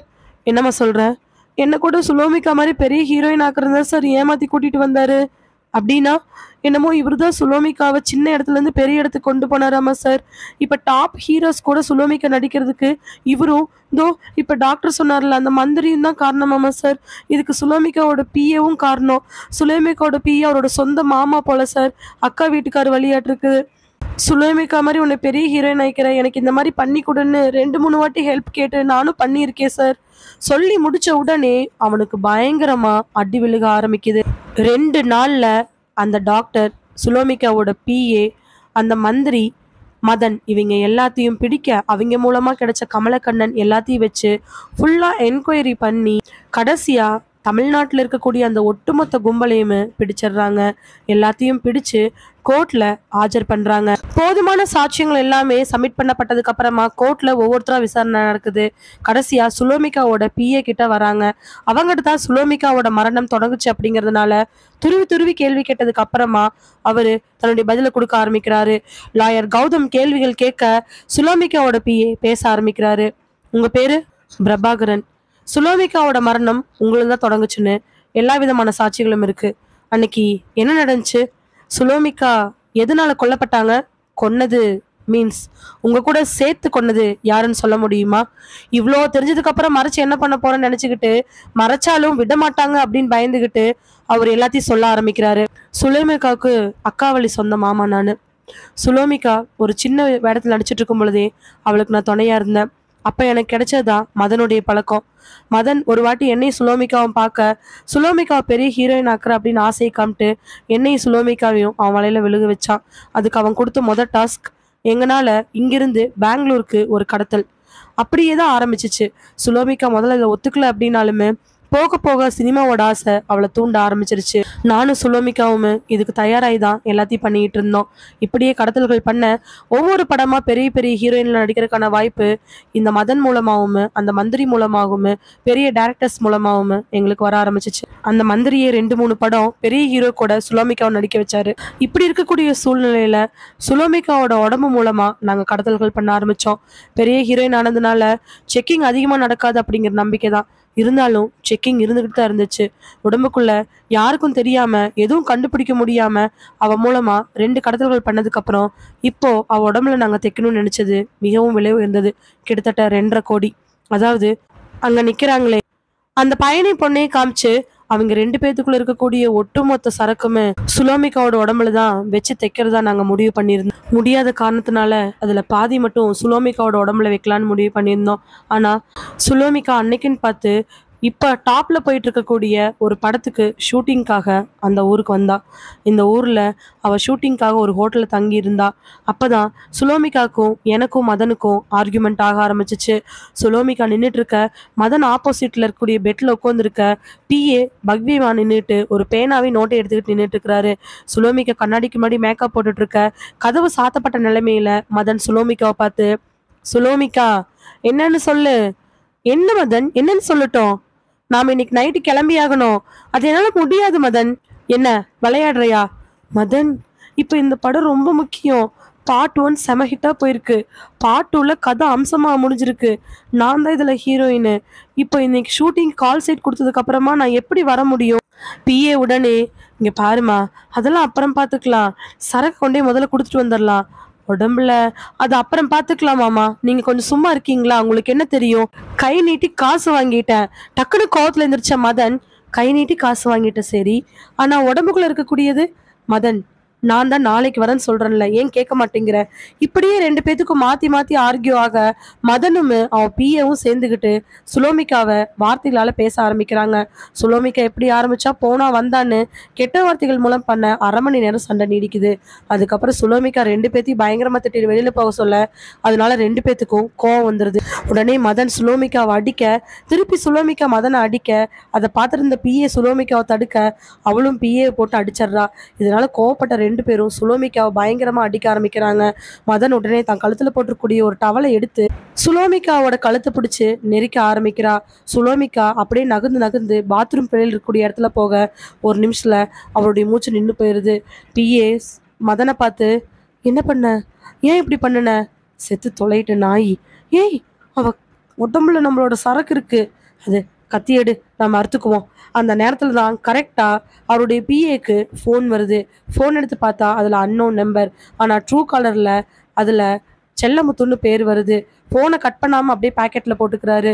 ஐயோ, இப்போ நான் எங்கே போய் கத்தி தேடுவேன்? மறுபடியும் ஃபோன் வர அதுக்குள்ளே வெளியிலேருந்து ஒரு பையனும் சத்தம் போட வெளில எட்டி பார்க்குறாரு செல்லமுத்து. என்னப்பா, மேடம் கோல்ட் காஃபி கேட்டிருந்தாங்க. இல்லைப்பா, மேடம் குளிச்சுட்டு இருக்காங்க. மேடம்க்கு சளிவு லைட்டாக இருக்குது, ஷூட்டிங் ஸ்பாயில் ஆயிரும், நீ எடுத்துகிட்டு போயிருப்பா. செல்லமுத்துட்டு இருந்து மறுபடியும் ஃபோன் வரவே எடுத்துக்கிட்டு வெளியில் வந்துடுறாரு.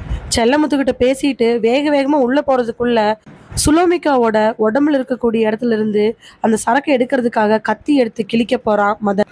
மதன், எதுவும் பண்ணாத. ஏன், நம்ம ஒரு ஐடியா பண்ணுவோமா?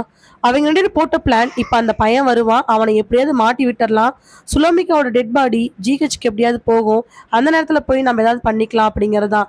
இப்போதைக்கு அவங்க சரக்கை பற்றி நினைக்கல, ஒரு பெரிய ஹோட்டல்லேருந்து எப்படியாவது எஸ்கேப் ஆகணும்னு சொல்லிட்டு வந்த பிளானை அப்படியே எக்ஸிக்யூட் பண்ணி பிரசாந்தை மாட்டி விட்டுறாங்க. அவனும் கரெக்டாக நேரம் தெரிஞ்சு பிரசாந்தை மாட்டி விட மேனேஜர் இவங்களோட ஆள் அப்படிங்கிறதுனால மேனேஜர்கிட்ட ஃபோன் பண்ணி பணம் தரதா சொல்லி மேனேஜர் மூலமாக அவனை மாட்டி விட்டுறாங்க.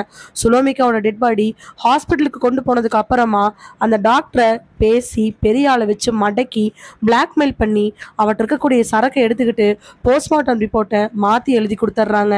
கடைசியில் சுலோமிகாவோட ஒரிஜினல் போஸ்ட்மார்ட்டம் ரிப்போர்ட் ஏதோ ஒரு வழியில் இன்ஸ்பெக்டர் மதி கைக்கு வரவும், அதே நேரத்தில் கடத்தல் கும்பல்கள் இன்ஸ்பெக்டர் சிவம் கைக்கு சிக்கவும் கேஸ் இப்போ இங்கே வந்து நிற்கிது. எல்லாமே சொல்லி முடிச்சதுக்கப்புறமா லாயர் கௌதம், யுவர் ஆனர், இவர் சொன்னது நீங்களே கேட்டீங்க, சுலோமிகாவும் இதில் தொடர்பு இருக்கிறவங்க. சுலோமிகா தங்களுக்கு ஒத்து வரலைங்கனாலையும் ஆத்திரத்தினாலையும் 2 பேர் கொண்டுட்டு அதை பிரசாந்த் மேலே போட்டிருக்காங்கன்னு நேரடி வாக்குமூலம் பெற்றீங்க. தெரியாத ஒரு அப்பாவி பையனை இப்படி தண்டனை வாங்கி கொடுக்கறது சரியில்லை. அந்த பையனுக்கு நியாயத்தை வாங்கி கொடுக்கணும். இப்போது சுலோமிகாக்காக வந்த கூட்டம் பிரசாந்துக்காக மாற ஆரம்பிச்சிருச்சு. பலவிதமான கமெண்ட்ஸ். இந்த பொம்பளை இப்பேற்பட்டவளா, நடிக்கிறதுக்காக என்னெல்லாம் பண்ணியிருக்கா பாரு, பார்க்கறக்கு அழகாவும் மினுமினு இருக்கிறான்னு சொல்லிட்டு இவ்வளோ நான் நம்பினேன் பாருன்னு சுலோமிகாவோட கூட்டம் எல்லாமே குறைய ஆரம்பிக்குது. பிரசாந்த் மேலே எல்லாருக்கும் ஒரு பெரிய அனுதாபம் வருது. விஷயத்தை கேள்விப்பட்ட பிரசாந்தோட அண்ணன் பரமேஷ் ஏற்கனவே கோர்ட்டில் தான் இருக்கான். ஏற்கனவே அவங்க அம்மா அப்பா உடம்பு சரியில்லாதனால அவங்கள கூட்டிகிட்டு வர வேணான்னு சொல்லிட்டு வீட்லேயே விட்டுட்டு வந்துட்டான். ஆனால் தம்பி மேலே தப்பில்லைன்னு ஒரு ஸ்ட்ராங்காக சொல்லிட்டு வந்திருக்கான். எல்லாத்தையும் கேட்டு தேவையான டாக்குமெண்ட்ஸ் எல்லாமே சப்மிட் பண்ணப்பட்டு பிரசாந்த் மேலே எந்த தப்பும் இல்லை, இதை செஞ்சது மதனோட கும்பல் தான் அப்படின்னு தெரிஞ்சதுக்கு அப்புறமா ஜட்ஜ்மெண்ட் வாசிக்கப்படுது. கடத்தலில் ஈடுபட்ட மதன், கமலக்கண்ணன், அவருடன் சேர்ந்து கடத்தலுக்கு துணை புரிந்த அமைச்சர், இவர்களுக்கு உறுதுணையாக இருந்த மருத்துவர், அது மட்டும் இல்லாமல் மதனுடைய கடத்தல் கும்பலில் இருக்கக்கூடிய அனைவருக்கும் வாழ்நாள் முழுவதும் ஆயுள் தண்டனை விதிக்கப்படுது. அது மட்டுமின்றி பிரசாந்தின் மீது தவறே இல்லை என்றிருந்தாலும் பிரசாந்தின் மீது தவறான சாட்சியங்கள் சூடிக்கப்பட்டு அவருக்கு தண்டனை வாங்கி கொடுத்த இன்ஸ்பெக்டர், சப் இன்ஸ்பெக்டர் 2 பேர்த்தையும் பணி நீக்கம் செய்யுது. இனிமேல் அவங்க எந்த விதமான அரசு துறையிலும் வேலை செய்ய இயலாது என்று தீர்ப்பளிக்கப்படுகிறது. இந்த சம்பவத்தில் சுலோமிகாவின் பிஏவுக்கு உறுதுணையாக இருந்த ஹோட்டல் அதிபரையும் உடனடியாக கைது செய்து அவருக்கு 7 ஆண்டுகள் கடுங்காவல் தண்டனை விதிக்கப்படுகிறது.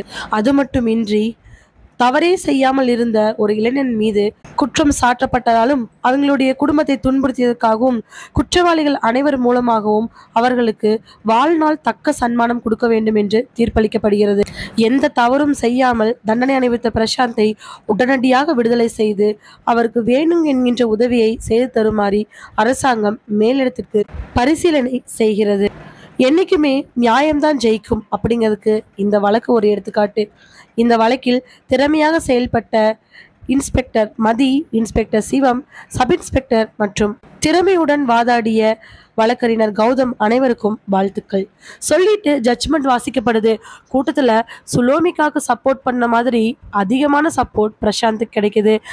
காட்டு தீ மாதிரி பிரசாந்த் வழக்கு பரவப்பட்டு அவன் மேல எந்த விதமான குற்றம் இல்லைன்னு நிரூபிக்கப்படுறாங்க. சுலோமிகா வழக்கில் குற்றம் சாட்டப்பட்ட எல்லாத்துக்குமே தண்டனைகள் கிடைத்து பிரசாந்தும் விடுதலை செய்யப்படுறாரு. இன்ஸ்பெக்டர்ஸ் 2 பேர்த்துக்கு, லாயர்ஸ்க்குன்னு எல்லாருக்கும் கைகூம்பி மனசார கண்ணீரோட நன்றி சொல்றாரு பரமேஷ். எல்லா ஃபார்மாலிட்டியும் முடிச்சுக்கிட்டு பிரசாந்தை தன்னோட வீட்டுக்கு கூட்டிட்டு போற பரமேஷ் வீட்டு வாசல்ல ஆரத்தியோட காத்துட்டு இருக்கிறாங்க பரமேஷோட அம்மா. பிரசாந்த் வந்த உடனே அக்கம் பக்கத்துல இருக்கிற எல்லாரும் அங்க வந்து நின்னுக்கிறாங்க.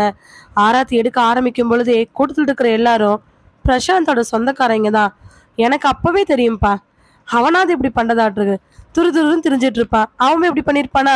இன்னொரு மூலையிலிருந்து, அதானே நடிகை மேல ஏதோ பார்த்து அவளோட நடிப்பை பார்த்து மயங்கினா, அதுக்காக கொலை பண்ற அளவுக்கு போவானா, தங்கமான பையன்பா, வெத்தலவா கேட்டனா வாங்கி கொண்டாந்து கொடு, நல்ல வய, இவனை போய் இப்படி சந்தேகப்பட்டு தெரியாதனமா வச்சுட்டாங்க பாரு. டக்குன்னு பிரசாந்த் பார்த்து, உள்ள போ, அம்மா உனக்கு பிடிச்ச எல்லாம் பண்ணி வச்சிருக்கு, நிம்மதியா போய் சாப்பிடு, உன் மேல தோ இங்கே இருக்கிறாங்களே இவங்களாம் வச்ச கண்ணு போச்சுன்னு நினச்சிக்கிட்டு உள்ளே போ. தம்பி அம்மா எல்லாத்தையும் உள்ளே தாட்டி விட்டுட்டு பரமேஷ் அங்கே இருக்கிறவங்கள பார்த்து, நீங்களாம் எங்கள் சொந்தக்காரங்க தானே? ஆமாப்பா, நான் உன் சித்தப்பா முறையாகுது. ஏப்பா, நான் உன் மாமுறையாது உனக்கு தெரியாதா? அதனால தான் இப்படி பேசுகிறீங்க. வாய் கூசாமல் இடத்துக்கு ஏற்ற மாதிரி மாற்றி மாற்றி பேசுகிறீங்க. சொந்தக்காரனால இப்படி தான் இருப்பீங்களா? யோ, சொந்தம் என்னன்னு தெரியுமா? வீழும் போது கை கொடுக்கறதும் எந்திரிக்கும் போது கை தட்டுறதுமே. நீங்கள்லாம் எப்படா விழுவோன்னு நினைக்கிறீங்க? இப்போல்லாம் நிஜமாக மனசாரதான் பாராட்டினீங்களா? என் தம்பி அன்னைக்கு சொன்ன மாதிரி தான் இன்றைக்கும். அவன் எந்த தப்பும் பண்ணலை, பண்ணவும் மாட்டான். சும்மா வாயை கொண்டாந்துக்கிட்டு ஒரு வாட்டி சொன்னால் உங்களுக்குலாம் புரியாது. சோறு தான் திங்கிறீங்க. யாரும் என் வீட்டு பக்கம் வரக்கூடாது, என் வீட்டை பற்றி பேசக்கூடாது, அதேமாரி பேசுனீங்க. இப்போ என் தம்பி தெரியாத செய்யாத தப்புக்கு தான் உள்ளே போயிட்டு வந்திருக்கான். நான் தோ அங்கே தெரியுது பாரு, எல்லாரும் பார்க்க அங்கே சைக்கிளுக்கு பம்ப் அடிக்கிற மிஷின் இருக்குது, எடுத்து ஒரு போடு கெல்டு கட்டைகளாக இருக்க, நீங்கள் உடனே விழுந்துருவீங்க. எவனாவது வீட்டு பக்கம் வந்தீங்க, சொந்தக்காரன் டக்குன்னு உள்ளே போயிட்டு வெளியில் வர, இப்போ உன் பொண்ணு எனக்கு கொடுப்பியே, அவர் அமைதியாக நிற்க, யோ நீ எல்லாம் சொல்லிட்டு அவன் பாட்டுக்கு உள்ளே போயிடுறான். இருக்கிறவங்க எல்லாரும் மூஞ்சியில் ஈ அடித்த மாதிரி போயிடுறாங்க. விழும்பொழுது கை கொடுத்து எழும்பொழுது கை தட்டும் சொந்தங்கள் இருந்து இப்போ மாறி விழுறதே சொந்தங்களோட கைனால தான், எழ முடியாமல் தத்தளிக்கிறதும் சொந்தங்களோட கைதான்னு மாறிடுச்சு. நியாயம் என்னைக்காவது ஒரு வகையில் எப்படியாவது ஒரு வகையில் ஜெயிக்கும் அப்படின்னு இந்த கதை மூலமாக தெரிஞ்சுக்கலாம். இதோட இந்த கதை நிறைவடைகிறது. இதே மாதிரி கதையை கேட்க மறக்காம சிந்தனை பெற்றதுக்கு வாங்க. மறுபடியும் வேறு ஒரு கதையோட உங்களை சிந்தனை பெற்றதை சந்திக்கிறேன். அது வரைக்கும் நன்றி. மகிழ்வித்து மகிழ்ந்திருங்கள்.